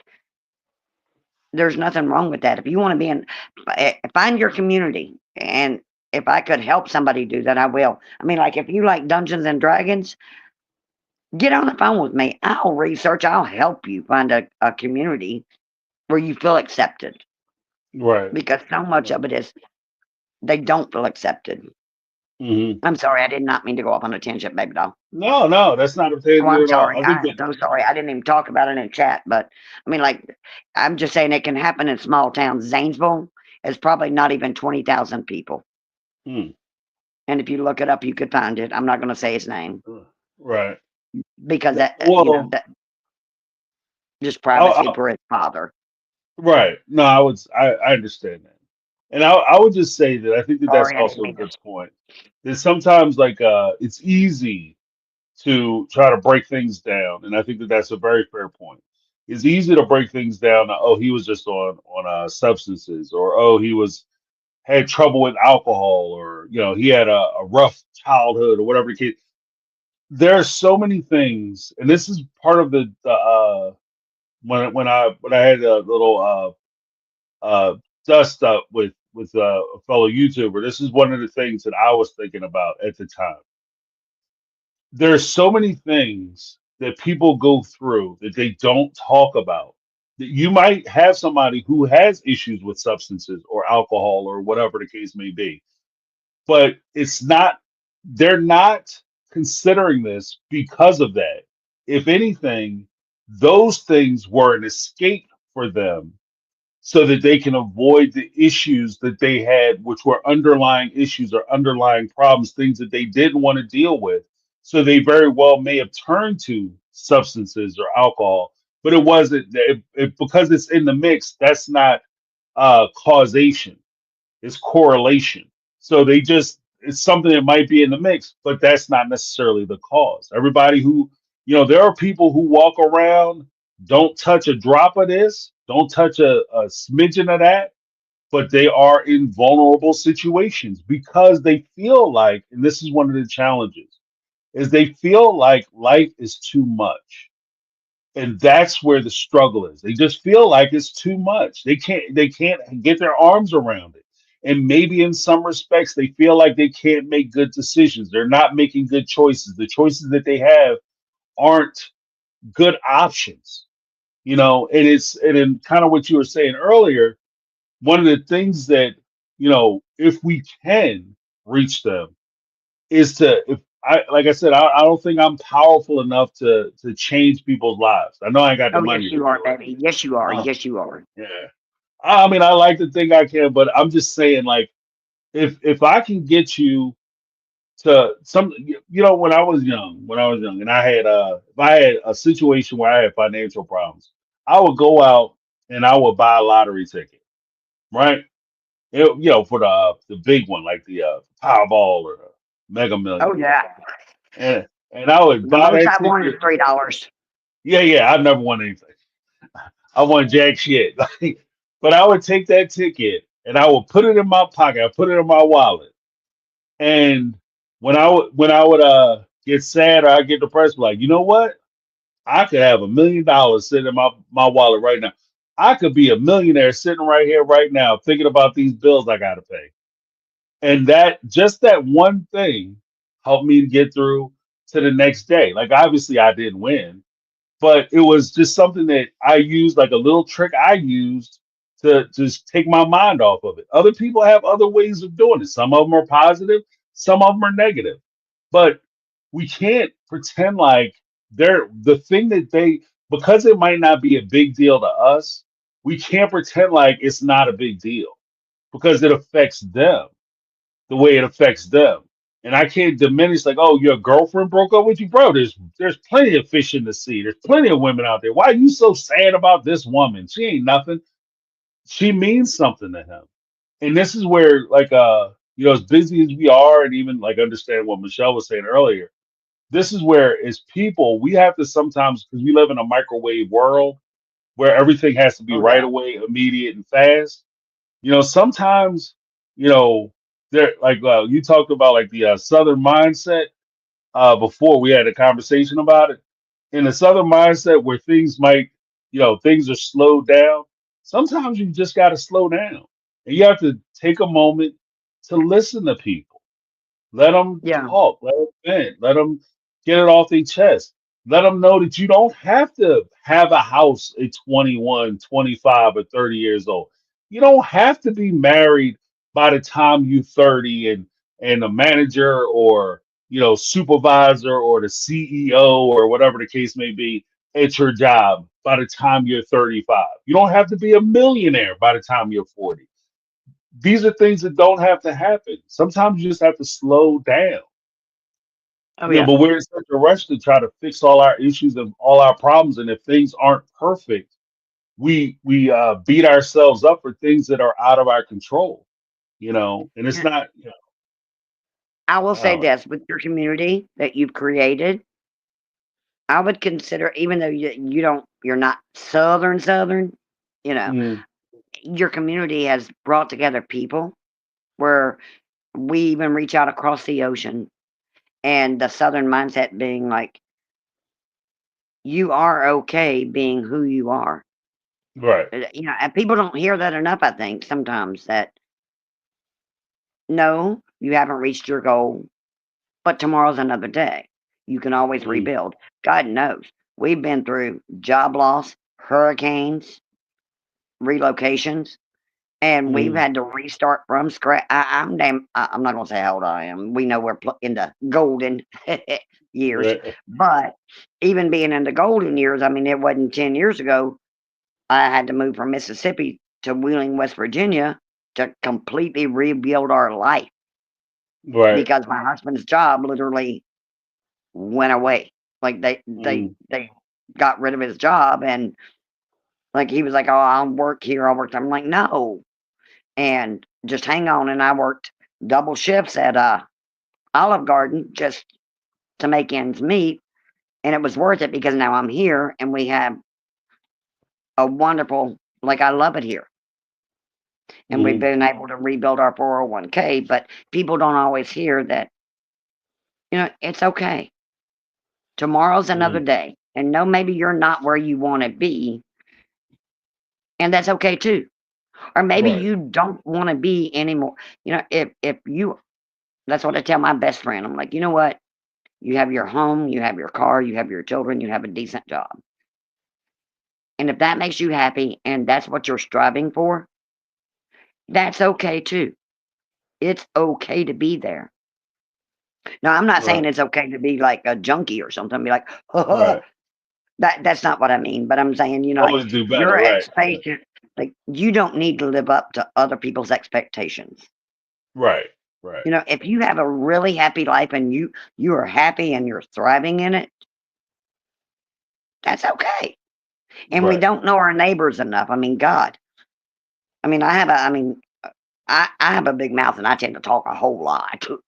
So, I get to know my neighbors and some I can't talk to. Like, I have, and I'm not being ugly. Please don't take it that way. But I do have some Asian folks that live next door. They don't speak English, but I wave and we try to talk. But like just the last week, they came out and told me they were going to cut the side of my yard because it needed mowing. And I'm like, we did it through hand signals. I'm like, okay. So I baked them Right. a peach Right. cobbler and gave it to them because they don't speak English and I don't speak Chinese, Right. but Right. we did communicate. And then I have my That's other good. neighbor who, like we lost his girlfriend Lisa last year to cancer, and he's been struggling. And all he needed was a hug because he told me he's like, I've been struggling, like I don't have a purpose in life anymore. I'm like, yeah, you do. And if you're Right. breathing, you have a purpose. But I'm not going to keep you because I know you got a lot of people waiting to talk to you, baby doll. But I still want people to know I absolutely was 100%. If anybody in your chat, because there's a few that are on that we message back and forth and talk sometimes, if they're struggling, I don't give a damn if it's 1 o'clock in the morning or if it's 4 a.m. You can message me. I will answer my phone. And you don't have to tell me everything that's going on. If you just need to vent Hmm. or you're just sad and you need to cry, because sometimes you just need to cry and be okay to cry. Right. Right. I'll be Right. here. And you have created a beautiful community. Don't you think you don't? Because girl, you have so many people that love you from across the ocean to me, right here in little old Wheeling, No, I and appreciate we that. love you. But I I'm going to shut appreciate that. up because I know you got a lot of people trying to call in, baby doll. But Well, I like I said, appreciate you this wasn't calling. about bashing anyone. I just wanted to No, reaffirm no. that Yeah, I didn't take it that I'll way at be all. here. And I appreciate you. I appreciate you sharing your story with us too. Uh, I know yeah, I that wasn't because I going to know share that's it at rough. first because it's still really raw and really like I try to be respectful of the privacy because like I said, it's not that far away, and I don't. There are people who live in Columbus and areas that are really close to Zanesville, so I want to make sure that I don't mention names because it's still really, really fresh. Right. Right. And No, I can I just appreciate that. hate that he couldn't see how. I mean, like his whole high school team came when we had the service, Hmm. and that his whole high school team came because he was so loved. But he was in such a dark place. It just sometimes you can love somebody so much, and it's still you can't reach them. Right. No, I 100% agree with that, and I think that that's also part of the struggle, is that you can be in a position or a place where you don't see. You're so deep in your own darkness that you don't see that you are the light. And I Yeah, think that you don't see how you touch other people because you feel like things aren't necessarily working out the way you want them to work out, or you feel like you're useless or you don't have a place, and you don't realize that you are that place and that people do care about you, and that people, and more importantly, when you're gone, you think you're by yourself, you think you're alone, but you don't recognize that there are a community of people who will miss your presence. They will miss you or you not being around.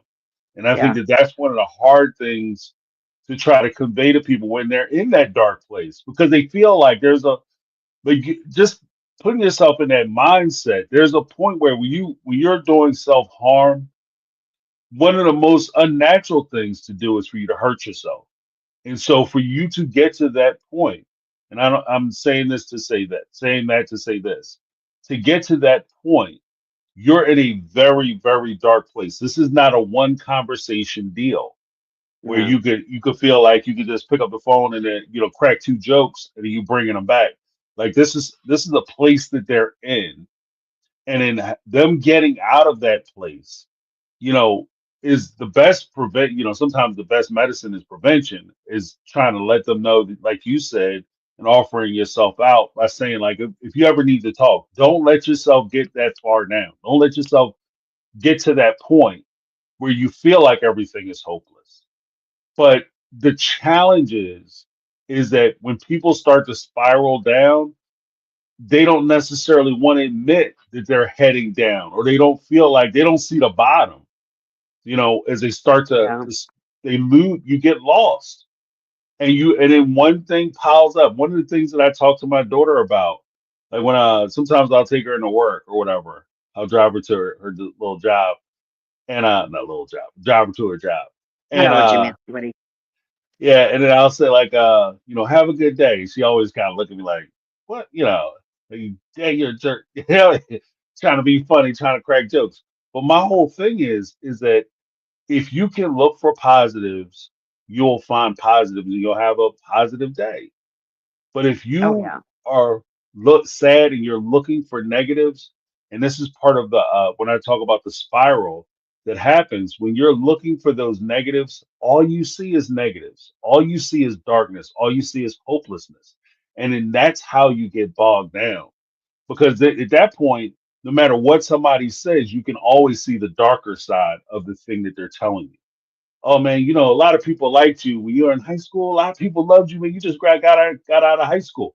Yeah, but I'm not in high school anymore.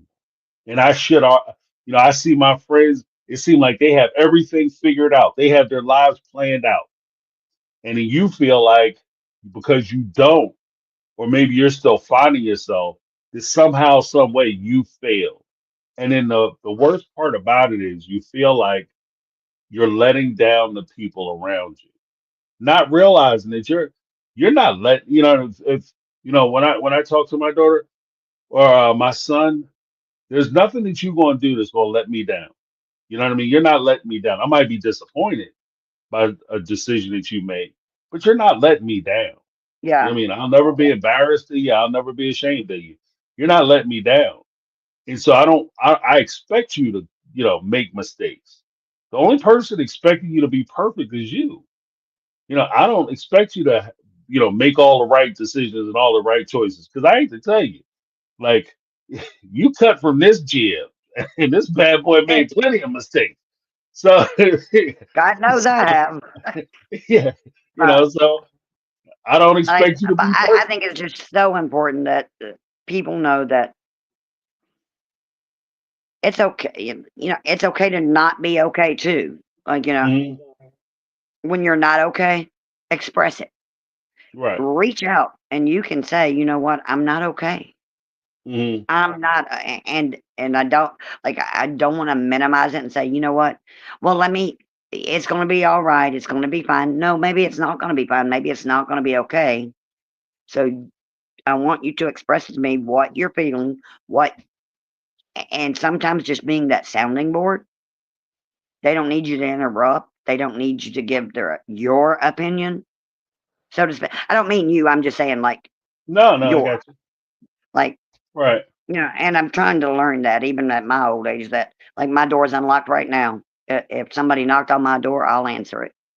Hmm. My phone's always on. I try to keep it on charge and to let them know that, throughout this whole process and going through that and even my own depression after my sister passed.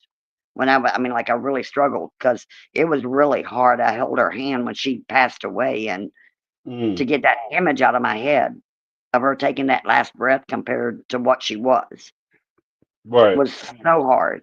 And I'm in contact with my cousin constantly because it's like, I mean, I cannot even begin to, and, I really worry about Gabe because even though my other nephew, cousin, I say nephew because they're so young, is struggling with it. It's like, I mean, I don't want that to be such a tainted memory of his brother that that's what lingers. Right. And Right. that, so we all post pictures and, videos and it was my aunt who I was really close to growing up. I'm like, she was texting me and sent me messages while I'm on the phone with you of stupid shit. Like, but I mean, she's just really close because she was more like my mom than my mom. And, Hmm. just going there and like having to go to, and Zanesville's not that far from me. It's like an hour, but in that whole drive going there, and it's like, it can happen to any family at any time. Right. And Right. he was the high school football hero. And just, I, if I could help one person, I would. Even if I could, it's Mm. just, let me be a sounding board. And to say it's okay not to be okay. I'm not going to tell you it's going to be fine. I won't tell you it's going to be okay. I'm just going to Right. tell you I'll hold your hand or even virtually hold your hand, and I'll let you talk through your feelings, whatever they may be. Because from what I gather, it was like a clinical depression that was so Hmm. deep and so dark that it was almost painful for him to wake up in the mornings. Right. I mean, Right. like Yeah. I can't imagine myself being there, even though we've been through a hell of a lot. Like, I feel very fortunate that I laugh and joke about some shit. It's like, oh, well, what the hell? Mm, But I mean, but not everybody. So if God gave me that purpose to be here, then I really, like, I'm not going to be able to give you money. If that's what you're hoping for, you shit out of luck. yeah, right. Call that next Yeah. one. Call that next number. But But if you we can need an talk our way ear, through it. Yeah, I got if you need an ear, I've got two. But I did not mean to keep you on the phone this long, baby doll. I'll you. No, let I you get to your appreciate you next caller. calling. Just please know that, and don't diminish your channel because you've really reached so many people. Mm. And your Monday motivationals reach more than you know. Oh, that's awesome. Thank You you. are helping people each and every week when you do them. No, thank you. Thank you. I appreciate it. Well, I love you, You give baby. me the motivation. I Oh, appreciate girl, you give me motivation every Monday. Look, I got them old bones. I got to get up and go cook. it. I love you, baby. All To right, love end you it too. on a You take. happy note, let me just say I do love you. And like I always like to end on a little bit of sunshine no matter what. I heard that. I So heard that. when you go to bed tonight, I don't care what joke you think of or something, even with all this sadness, everybody in the chat, everything, think of one fun thing, like, something silly that happened.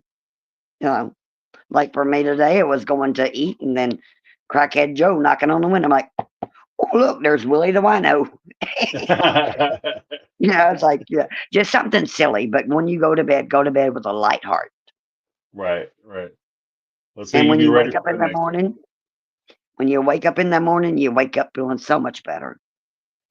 Yeah, this is And true. find one reason to laugh every day. It Right. doesn't matter. Even if you're just laughing at yourself, like, I mean, look at me. I look like a fucking turkey right now. I took a nap before this show so I could make sure I could touch with you and woke up like, oh shit, I look like a damn turkey. Hey, what happened? But Yeah. that's all right. I'll just say, padow. I'm old and There it look is. good. All right. I love you, baby. All right, let me tell you. You take it easy. You too, Give, sweetheart. give my best to your family. Oh, I will. Thank you, baby. All right. Bye Have a bye, good honey. night. You too, baby. All right. All right. That was Betty, guys. Couple. There's a couple points that Betty made that I think are really important.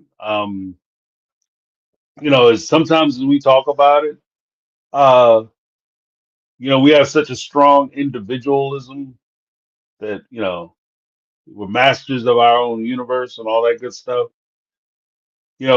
Sometimes when you deal with sadness, depression, part of the importance of you being able to recognize how you feel, where you are with things, is not just seeing what your problems are or the things that are troubling you, but it's also recognizing that sometimes you may need to go talk to somebody because somebody I saw a quick blurb in the chat.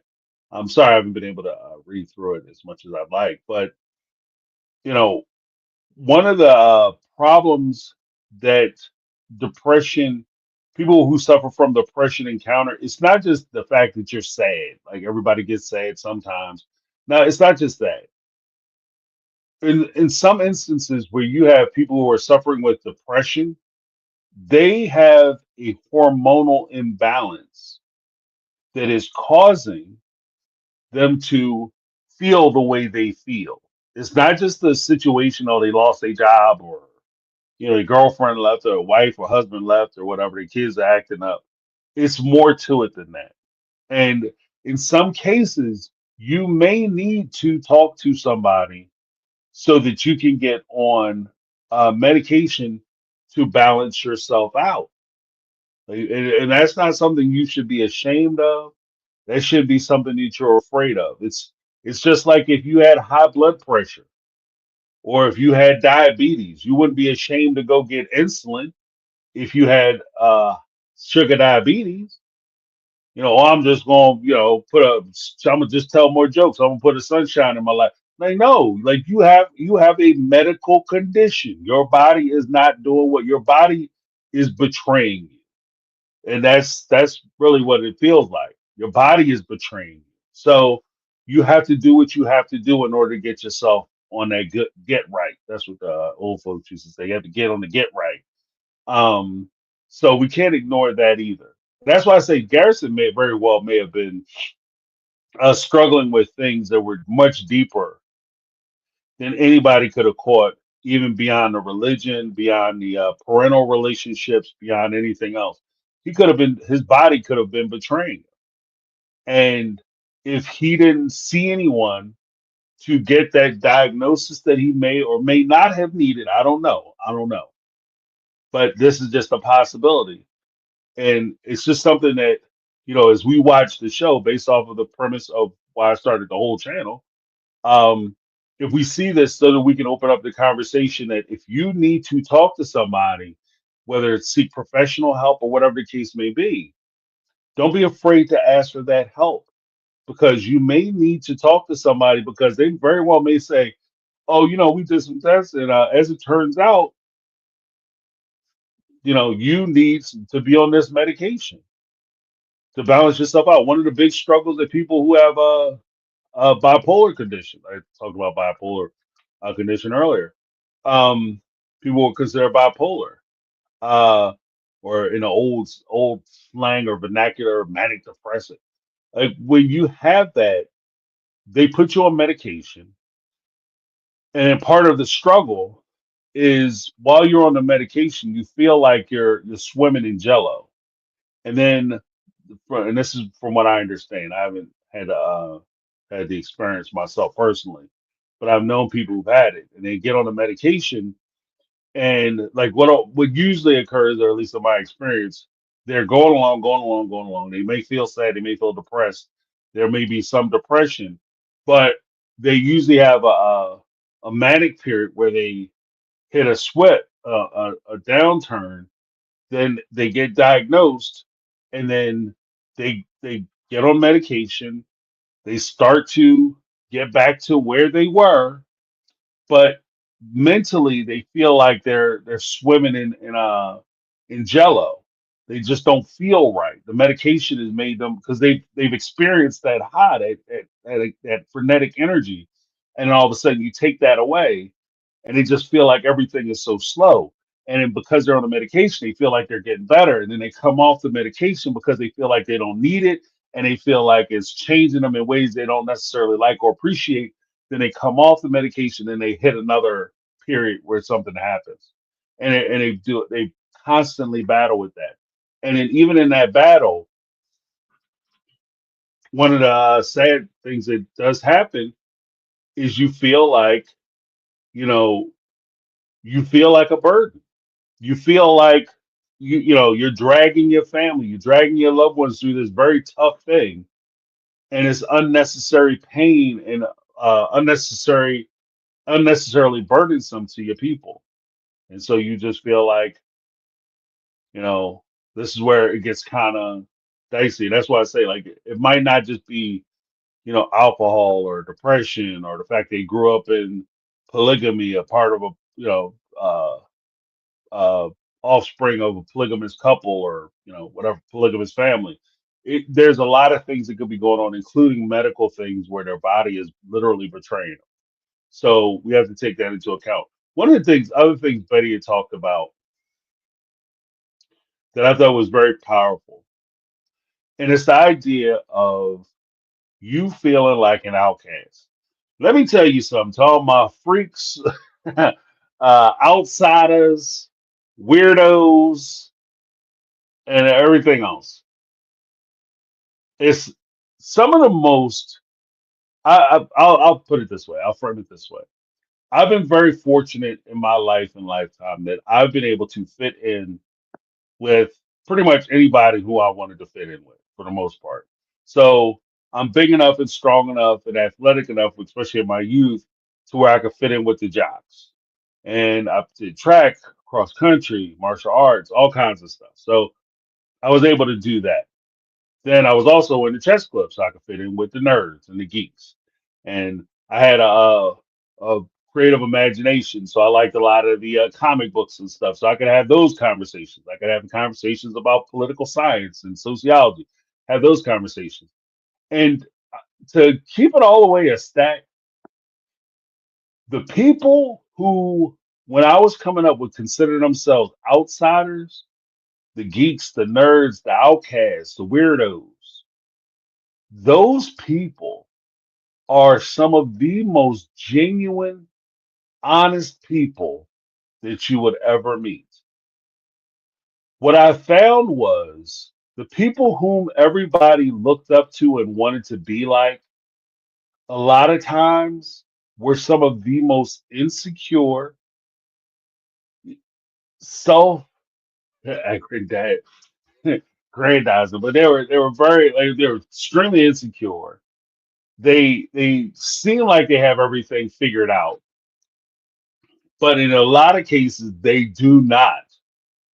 That's merely a facade. Like, you run your fingers across that paint, you will scratch it to the surface. Okay, you'll scratch it to the quick because on the outside they look like their lives are perfect. Physically good looking. Uh, Socially, everybody wants to either be them or date them. Social calendar full, they popular, but they are tremendously insecure. They don't know who they are. And the weird part about it is they spend so much time trying to live up to an image that everybody pushes onto them that they never really took time to figure out who they were. Contrarily to, or conversely, oh wow. Conversely, you have somebody who would be considered an outsider, a geek, a nerd, a weirdo.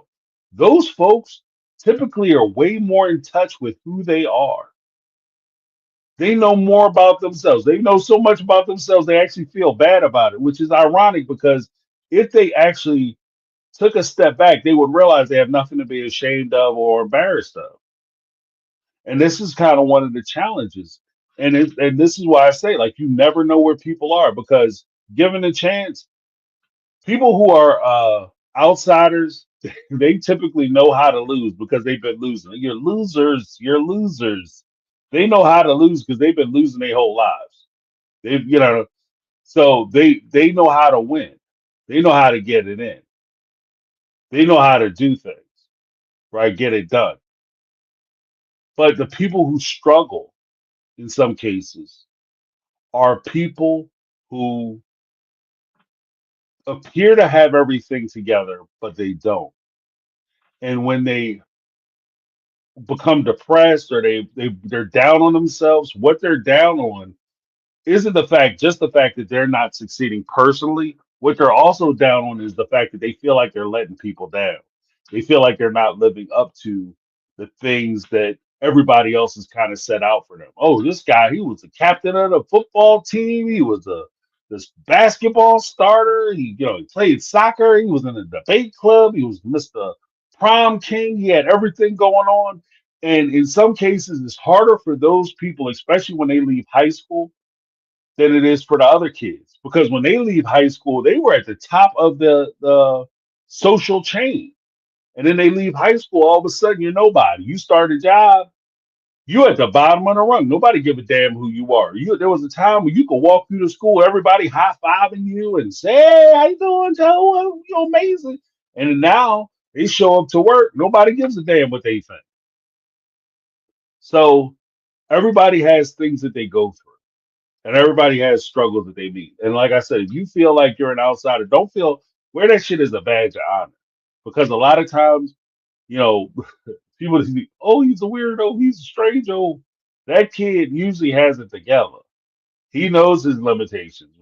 And the only real problem that a lot of those kids had that I noticed is that they didn't realize how special they were. They just didn't, you know.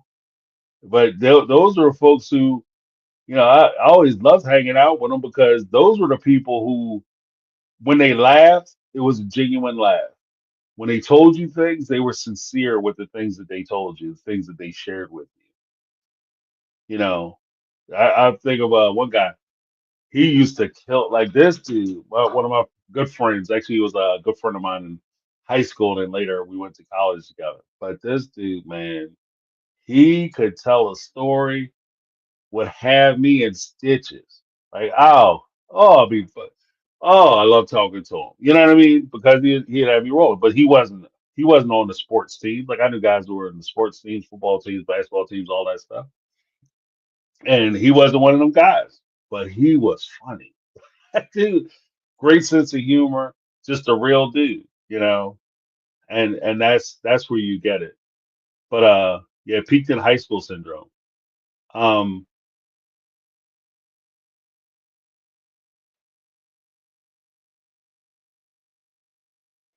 yeah, I feel you, Lexa.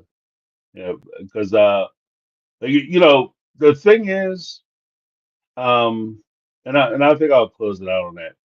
James, I peaked in college, and my career has been a struggle too. That's so relatable since ESPN fired me. I've been lost. The crazy thing, Lexa, is this: is that it ain't over till it's over, and that's what I would say to anybody in that situation. I'll say this: in my lifetime, I've done a lot of different things. I've done a lot of different things. I've been fortunate enough to have a lot of unique experiences. Some of those experiences, ended sooner than I thought they should have, but it is what it is. Done a lot of different things. Done a lot of different things. And one of the things that I learned through all of that is that your the conclusion of your last big adventure is not the end of your adventure. It may seem like you're lost now. It may seem like you don't have a place now, but give yourself time. And that's one of the things that I would say to Garrison. Give yourself time. Sometimes you got to give yourself a break, you know? You got to give yourself a break. Like we put so much pressure on ourselves. I gotta be the best of the best of the best. My life should be amazing. I should be so much further in my career. Oh, why am I fit? Look, sometimes you gotta cut yourself some slack. The craziest thing is about where we are a lot of times is that we are more likely to give other people excuses or breaks or chances or cut them some slack. And then when it comes time for us to cut ourselves some slack, we are so hard on ourselves. We're so hard on ourselves. I should be doing this. I should be doing that. I should be the why ain't I the boss? Give yourself a chance. You know what I mean? The Sometimes when doors close, it closes because that thing wasn't necessarily for you. Right? It might feel like it was, especially I had a job. I remember I left that job. And I was like, you know what? Maybe I made a mistake. But at the end of the day, when I look back on that job, and I spent a lot of years being sad about that job, but I look back on that job and I'm like, you know what? That job wasn't for me. Because even though what there are aspects of the job I did enjoy, like I like the money, you know what I mean? What I was sad about, I wasn't saying I necessarily lost the job. I was saying I lost the income because the job itself wasn't my dream. Ultimately, it wasn't my dream. Even when I had the job, I would always be shooting higher. Like, what's the next thing I can do to get out of this job because I want to do something bigger, something else, something different. And I want to do something different. And when I step back on it and I look back on it now, one, the money that I thought I missed out on wasn't even a lot of money. Okay. Because I actually did way better when I left and I actually found something I enjoyed doing. But at the time, you couldn't tell me nothing. You couldn't tell me nothing. But that's why I say you have to give yourself a chance. You have to give yourself a chance to uh to ground yourself, find yourself, so that you can move forward and you can find that positive stuff. And it's the and I hate I hate the cliche. You got to stay on the grind, but sometimes that's what it is. You're preparing yourself and getting yourself ready for the blessing that's about to come. So in order for you to receive your blessing, sometimes you have to come up out of the situation you're in so that you can get prepared to receive the bigger thing that's down the line, that's around the corner. So, in respect of like these relationships, you watch the relationships on Sister Wives or whatever. That's why a lot of us are here. If Christine would have stayed with Cody and she would have stuck in there with him, or Cody would have been nicer to her to make that situation a little smoother because that's what she really, really wanted, and she was really, really sad when it ended, then she wouldn't have David. In order for her to have the relationship she has now, the relationship she used to have, the one that she wanted so bad, and the one that she mourned over losing, had to come to an end. And that's kind of how I see. That's how I stay positive in those situations. You know, you see it as like, oh, I lost something, but maybe the reason it's hard now, it's difficult now. I'm not playing it down at all because losing a job is difficult. It can be life altering and it can be soul crushing too. I ain't gonna bullshit that. But in order for you to get the thing that you really want to do or get to the thing that you really want to do, something might have had to happen. You can't be the person you are today without going through the struggles and hard times that you went through in the past. And maybe this is just one of those times. There might come a time, maybe in next week, 2 years from now, and you look at it and say, you know what, that job was terrible. Thank God came up out of that job. I didn't realize that I had this next blessing right around the corner. You know, um, and I'm what I hope for is that there are no guarantees in life, but what I do hope for you, and I hope for everybody, is that you find the thing that you were meant to do. And hopefully, the thing that you are meant to do, the very nature that you are meant to do it, you're born to do it, that you love it, and you experience the full throatedness of it. That's what I hope for you. You know, but yeah, Jody, that might be a Monday motivations topic. Oh, we had Negla's in the house. Hey, Negla, how you doing? Um, oh wow, Negla, okay. Negla gifted one My Take on Reality membership. Thank you, Negla. Appreciate you. And then guess what, y'all? Negla gifted another My Take on Reality membership. So thank you very much, Negla. I appreciate you. And hopefully you guys find some folks who get those.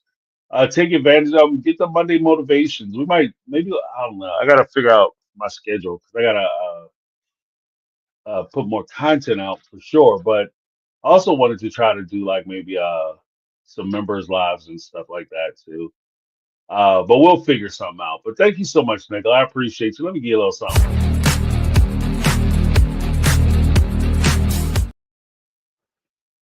That was awesome. But yeah, hopefully, if you guys, like I said, well, I'm gonna put the Monday motivation out this week.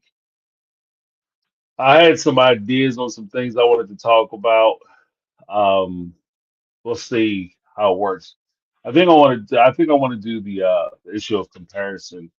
That was one of the things that's kind of been ringing on me for the even before I saw the whole thing with Gabe and Garrison and like put my mind to it.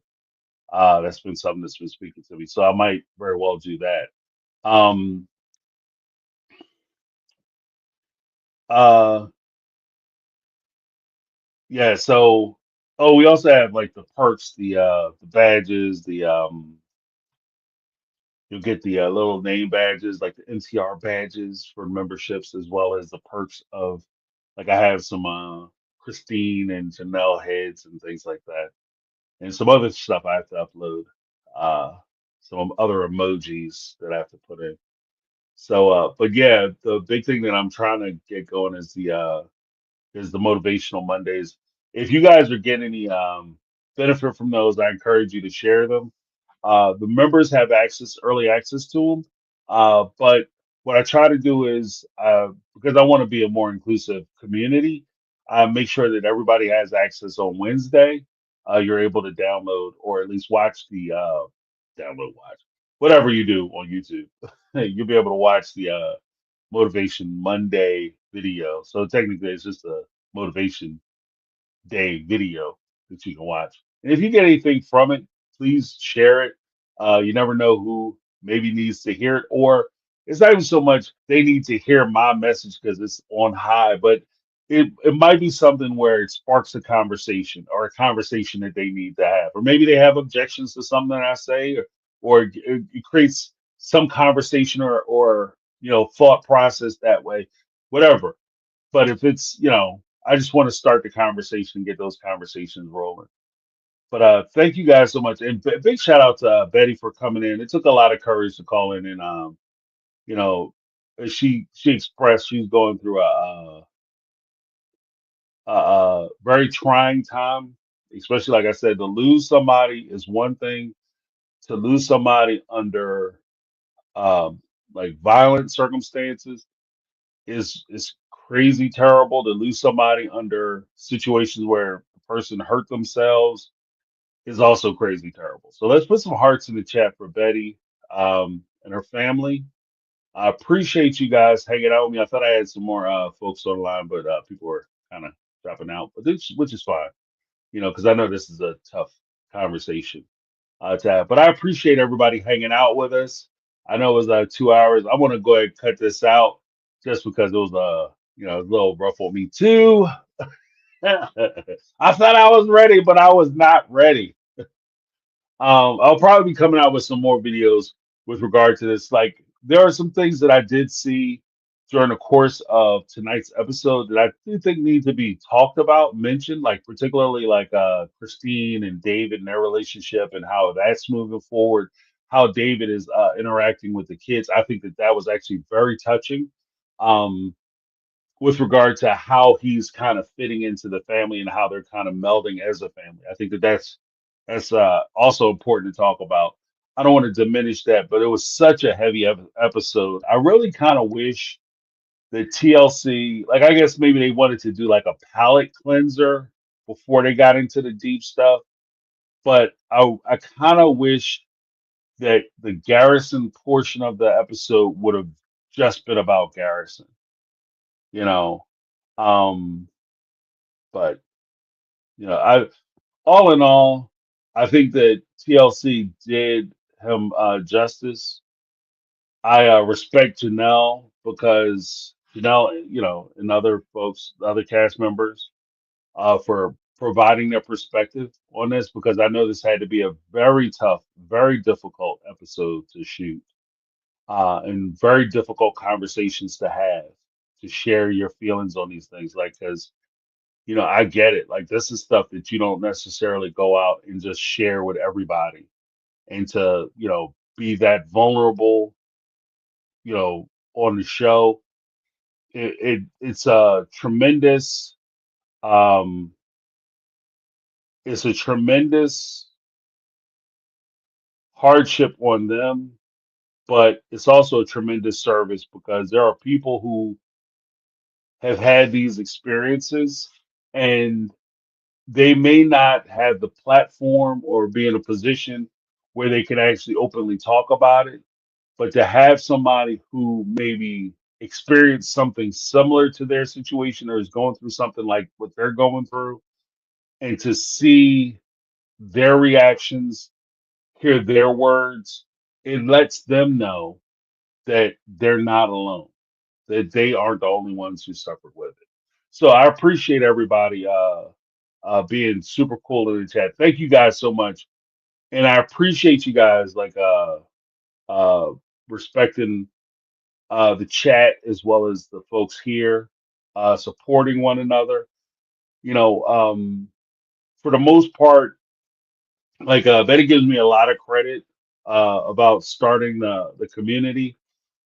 Uh, if anything, I feel like I've maybe reserved a room, opened the door, and turned the lights on, but you guys actually make the community. So I'm appreciative of you guys coming in and being who you are in this space and making this space what it is. Because without you guys doing what you need to do and sharing with one another, being open with one another, accepting and just having those conversations with each other, then it'll just be a guy sitting there and got a hat with a background microphone, just talking stuff. So I appreciate you guys for supporting each other, one another, supporting me, the channel, and everything else. So big shout out to everybody. A big huge shout out to um the moderators. We have some we got of course we have the A plus the best in the business moderators in the house. Lizzie B in the house. Uh Brittany not Brittany and Carmel Cuties. I didn't see them earlier, but I'm gonna give them a shout out just because they help a play out. I like to make sure everybody's included. But thank you for showing up, Brittany not Lizzie B. I saw you in here. Um you guys are really helped me out, hold and play it down. But thank you guys so much for participating in tonight's show. Like I said, I recognize that it's a rough topic. It's a rough topic, especially when we are talking about a beloved character and the effects that his loss have. And if it's a message to anyone who is struggling right now, seeing how his loss affected those people around him, I would beseech you to get the help you need or have the conversation you need. Reach out to people. You'll be surprised how many people actually are here to help you, listen to you, talk to you, and try to get you through the tough time that you're in. Because the crazy thing about when you're in that dark place, like I said when I was talking to Betty, you can be in such a dark place that you don't realize how much of a light you are for other people, how much other people around you depend on you, rely on you, and would miss you if you were to be gone and they could never talk to you again. Like how deeply your presence would affect them, and the absence would create a void in their life. So I encourage you, if you need help, if you need to talk to somebody, reach out to somebody, let people know. You can hit me up on my take on reality questions at gmail.com. You can always leave a message on speakpipe.com/ my take on reality. If you want to be included, we do the Thursday night show.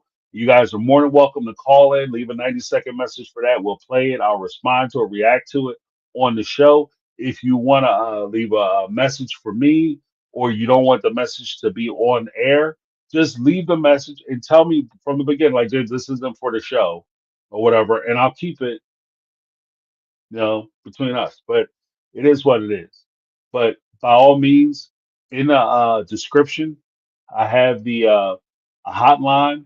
If you need to use that hotline, you have resources and you have people who care about you. Okay, you might not feel like you're important, but I guarantee you are important. Okay, you will be missed. So don't take it for granted. Don't throw it away.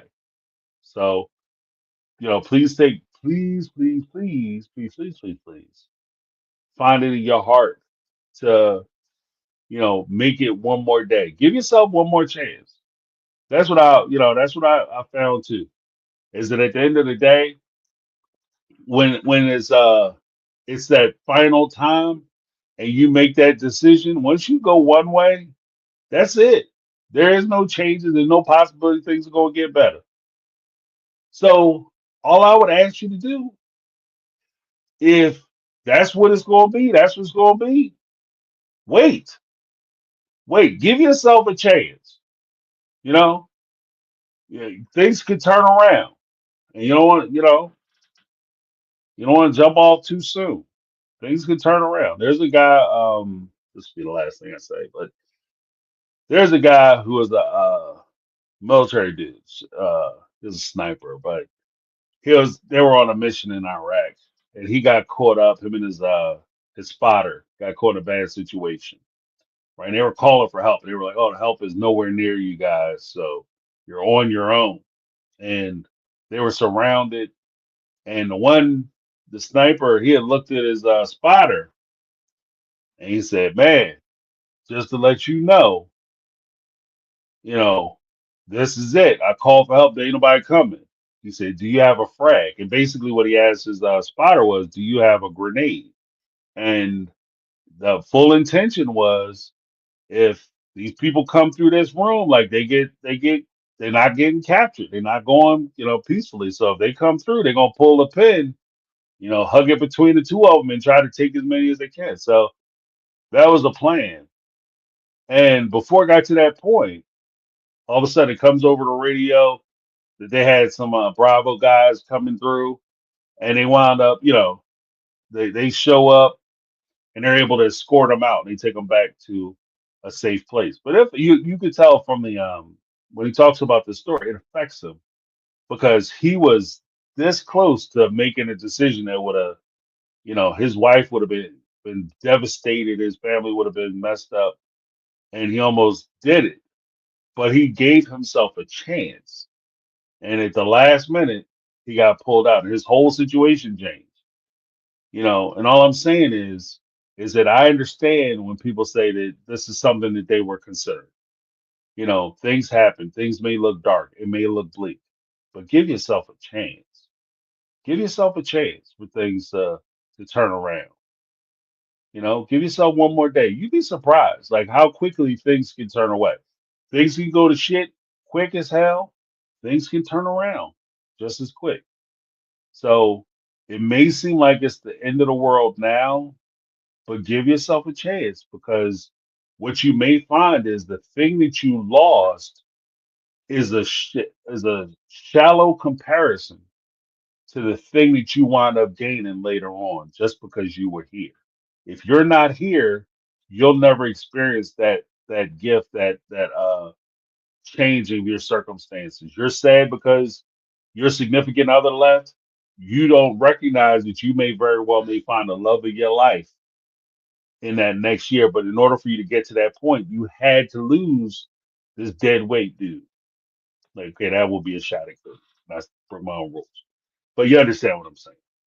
But thank you guys so much for all you do. Give a huge shout out to everyone who called. Well, Betty called in. We had some folks called in, but they decided not to come in. And shout out to you guys who were in queue. And when Betty hung up, you guys are clink, clink, clink, clink, clink. That I get it. I get it. Not mad at you at all. Thank you for even trying. But huge shout out to Chrisley Ford, Kathy Ferran, Lizzie B, of course. Um, it's Trauma Not Drama. I love that name. Michelle Woods in the house, the official sponsor of the stream tonight. Michelle Woods. Just scrapping. Perfect Justice. Judge Boyd. Uh, my heart goes out to Just Scrapping with Zach. Uh, yeah, Just Scrapping again. Negla with the 2 memberships. And then Negla dropped the super chat. Man closes the window, but God knocks the wall out. Yeah, that's true. That's true. I've been on the receiving end of that, so I can testify to that. Cause you're like, oh man, I can't believe this done happened to me. This is terrible. Next thing you know, you don't realize like that's the one side I will say that like because I've been on some like crazy situations like I've done a lot of different things and I've been in some crazy situations and you looking at it like I can't believe this is terrible. Oh, this is the most worst thing ever. Wow, how could God do me like this? He done abandoned me and here. And what you don't realize, what I didn't realize at the time, I won't say you, what I didn't realize at the time was he was setting me up to do so much more on such a bigger scale. And it would be things that actually were things that I never thought I could do or accomplish. And I always dreamt about doing, right? Things I always dreamt about doing and I always wanted to do, but it was things I was too scared to pursue. Because, all right, I'm going to give you a little bit. I'm sorry, I almost ended it, Negla. You pulled me back in, Negla. Story time. When I was a young man, I wanted to I did some theater stuff, I did some acting stuff. Like I went to like a performance arts school when I was younger. Um when I was in high school, there was I was doing like skits. I was writing skits and I was doing skits and all kinds of different things like that. Like I said, I had a lot of different friends, and some of my friends, noids, and they were some of the more cool people that I hung out with, and I was actually more in line with a lot of them. So, oh man, I would dream about doing this stuff. I was dancing. I got invited to audition for a radio station and dance for that radio station, but it's like, no, I need to focus on school because I can't get tied down with this stuff that's like I'm never going to do anything with it. It's not like I could make it. Then I was in high school and I had a friend that was in he was in one of the Rocky movies. He had like a little bit part in the Rocky movie as an extra. And I said, "Oh man, that's so cool. I wish I could do something like that." And then we had every year we had my track coach. He would get tickets to the Cosby Show. I guess I ain't supposed to say that now. And we were very excited. Every year we would go to a filming, a taping of the Cosby Show, New York. And there was one time my buddy, he had his little headshot, his resume, the Rocky film extra. And he went down and he passed it to one of the producers of the Cosby Show, right? And the guy took the his resume, looked at it. He said, "What about you?" And I said, "I don't have a headshot." He said, "Let me get your information." Took my information. And I got home. I was excited about it. I was like, "Oh, maybe that's something I could do." I was like, "Nah, maybe I should just focus on school and go to being in college and all that." And long story long, sorry about that. Long story long, I I'm working in corporate America, skippity bippity, and this is after some other challenges.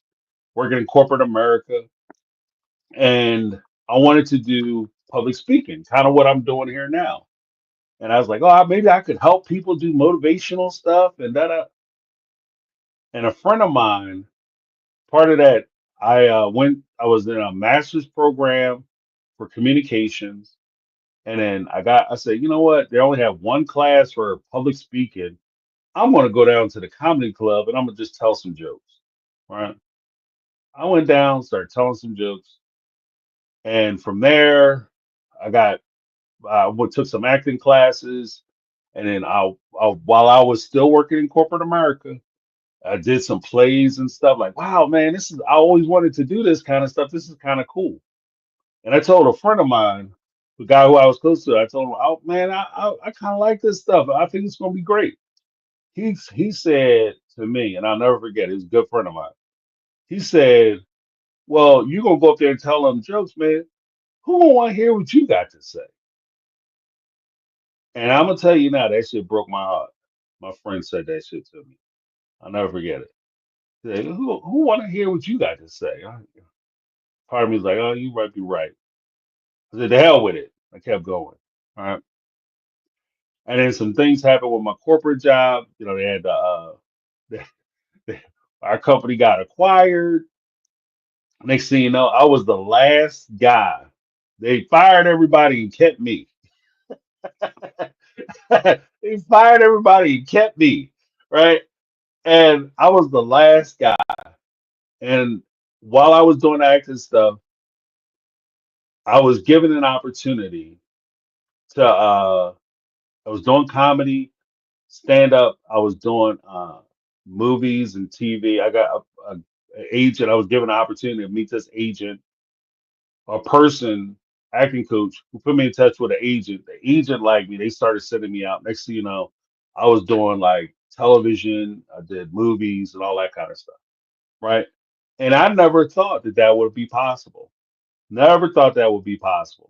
And that's more or less to the line of what you were saying, Negla, that you know, you never realize what you're capable of because you don't really, or at least in my case, I didn't ever give myself a chance to fail or even to try it, because I was always trying to be Mr. Responsible, got to do the responsible thing, go to school. This is just a pipe dream. Nope. If you get involved with this, you'll never make it. How many people actually go into movies and TV? What's the chances that that's going to happen? I mean, shit, you don't look like Brad Pitt or Denzel Washington. So who going to pick you for movies?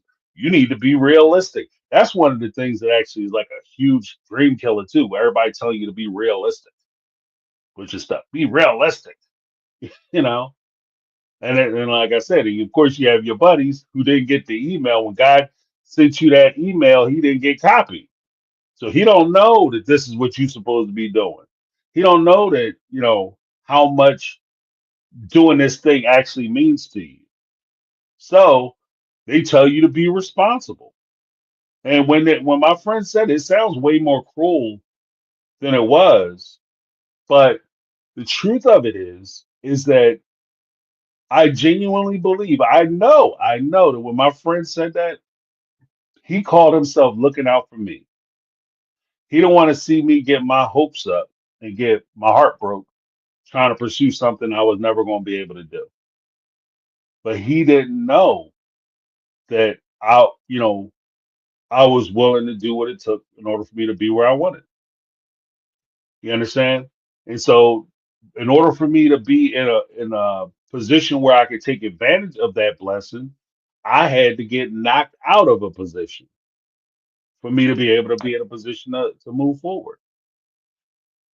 And that's just sometimes how it works. But I appreciate you guys hanging out with me. Um,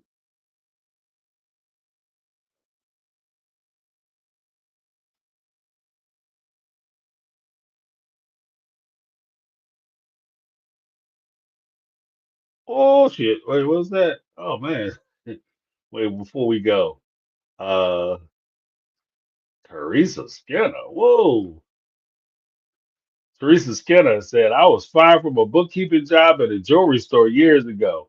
It was devastating at the time. A few months later, the owners were indicted for laundering drug money. Had protected me from all that. Yeah, buddy. You shit. Yo. Oh. Oh, you missed that bus, Jack. Because they would have definitely got your ass. Oh man. Oh, they definitely would have had you. You'd have got hemmed up too. Oh, you was keeping the books. You knew what was going on. No, I didn't. Oh, yes, you did. Stop telling that story. They might even look. I'm gonna turn on her because she was the ringleader. Oh yeah. So that's what I'm saying. Sometimes you be thinking that it's the worst possible thing ever that could possibly happen to me. Next thing you know, I mean, you see why. You know, things worked out the way they did. It wasn't you thinking it like, Lord, what did I ever do to you to make you hate me so much to get me knocked out of this job? Now I gotta change my whole profession and career. It's just upset the apple cart. I was using that money to pay my bills. Blah, blah, blah, blah. And then all of a sudden, people like, don't you know? I was getting you out of there before this terrible stuff hit, before the other shoe dropped. Thank you for sharing, Teresa. Oh, baby girl, I'm with you. You dodged that bullet, Jack. You dodged that bullet. That's a good story. Um, yeah, but thank you guys so much for hanging out. Before we go, let me give a huge shout out to everybody who kicked in for the super chats, as well as the people who did the commentary, the chats. I know this was a heavy story tonight. Probably told you guys more than I should about myself, but I'm glad I shared at this point. I'm glad I shared. So yeah, so if you guys see a show, there might be a time when you see a show or a movie or whatever. Like that guy sounds like James. It might be me. It very well may be me. Um, now I got that off my shoulders. But yeah, thank you guys so much for hanging out. Big shout out to everybody. Let me give you guys a little something, something.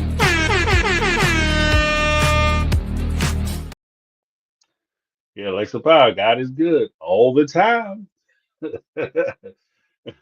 But thank you guys so much for hanging out with me. I appreciate you.